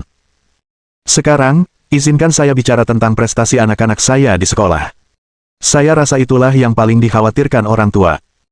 Sebenarnya, semua orang di kelas kami berprestasi sangat baik, tetapi sekarang adalah masa terpenting di SMA, jadi saya ingin mengatakan bahwa prestasinya tidak terlalu baik, hanya lebih baik. Petik 2. Saya harap orang tua dapat mengawasi anak-anak mereka agar berprestasi lebih baik. Pak Li terus berbicara tanpa henti. Di luar, Tong Tong dan yang lainnya juga mulai berdiskusi di sekitar Tang Waner. Waner, siapa yang baru saja datang ke sini bersamamu? Tidak mungkin pacarmu. Kau tidak akan membiarkan pacarmu datang ke pertemuan untukmu, kata salah satu gadis kepada Tang Waner. Suaranya tidak keras, tetapi beberapa teman baik dapat mendengarnya. Katakan apa, itu pacarku. Kau baru saja melihat itu pacarku, bagaimana, sangat tampan. Sebelum Tang Waner berbicara, Tong Tong berbicara lebih dulu. Jangan bicara omong kosong. Itu kakakku. Tang Waner takut Tong Tong dan teman-temannya akan terus bicara omong kosong, jadi dia merasa telah mengungkap identitas Su Xiao. Kakakmu, benarkah dia kakakmu? Dia lebih tampan daripada orang-orang di sekolah kita. Salah satu gadis berkata. Ya, ya. Gadis-gadis lain juga setuju. Setelah mendengarkan pujian semua orang untuk kakaknya, wajah Tang Waner memancarkan senyum bahagia. Seolah-olah pujian orang lain bukanlah Su Xiao, melainkan pujian mereka sendiri. Nah, Waner, apakah kakakmu punya pacar? Kenapa kau tidak memperkenalkannya padaku dan membiarkanku menjadi kakak iparmu?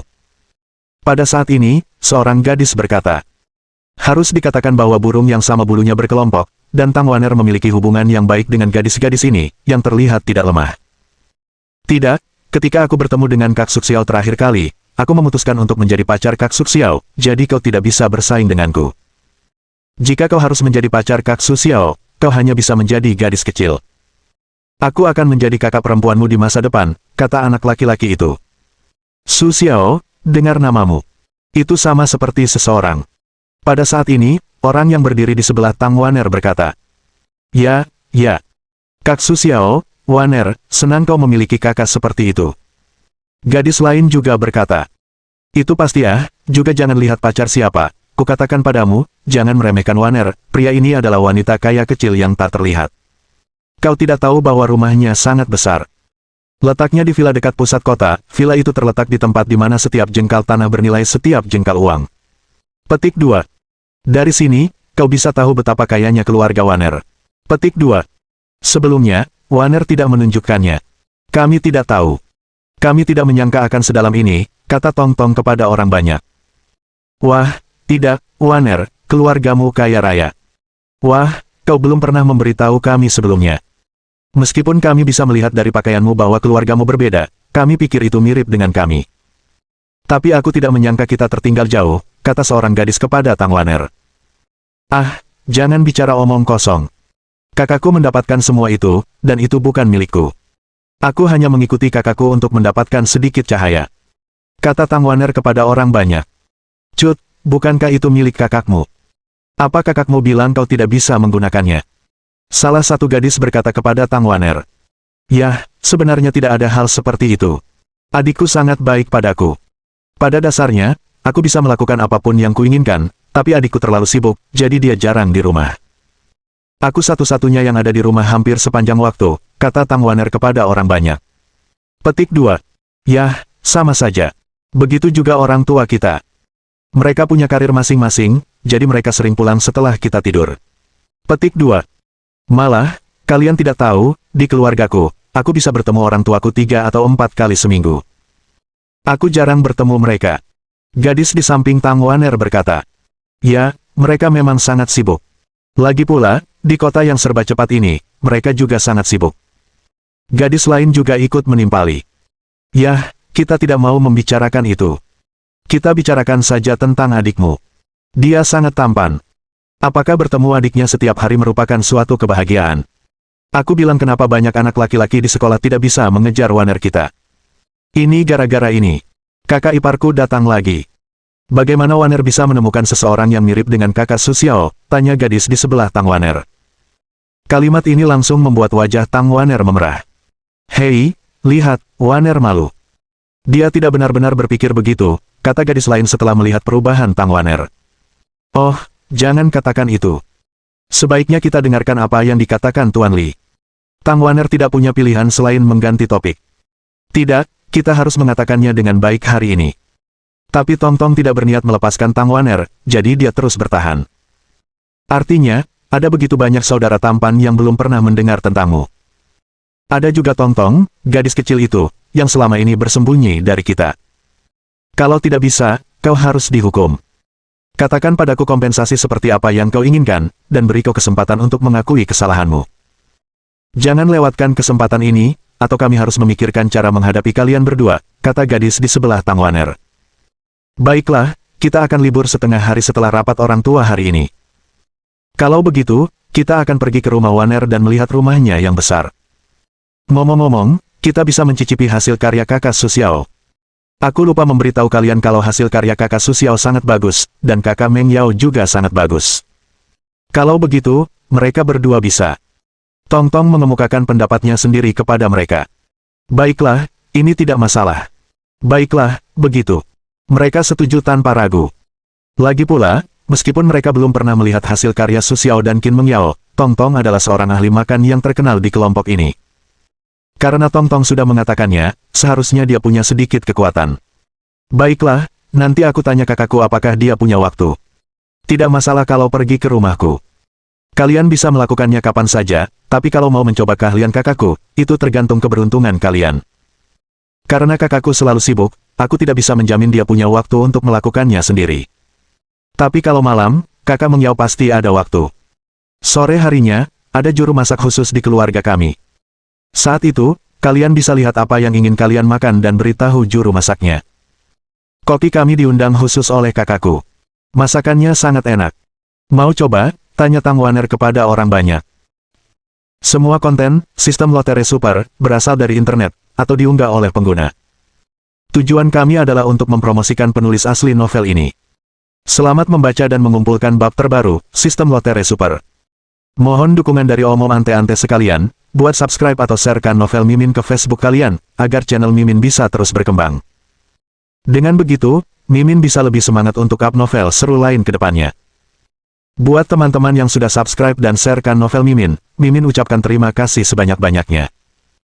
Sekiranya teman-teman menghadapi masalah video diputar dalam bahasa Inggris, coba tukar kepada bahasa Indonesia original melalui cara ini. Semasa mendengarkan, pencet tombol setting di atas kanan video, pilih audio track dan tukar bahasa.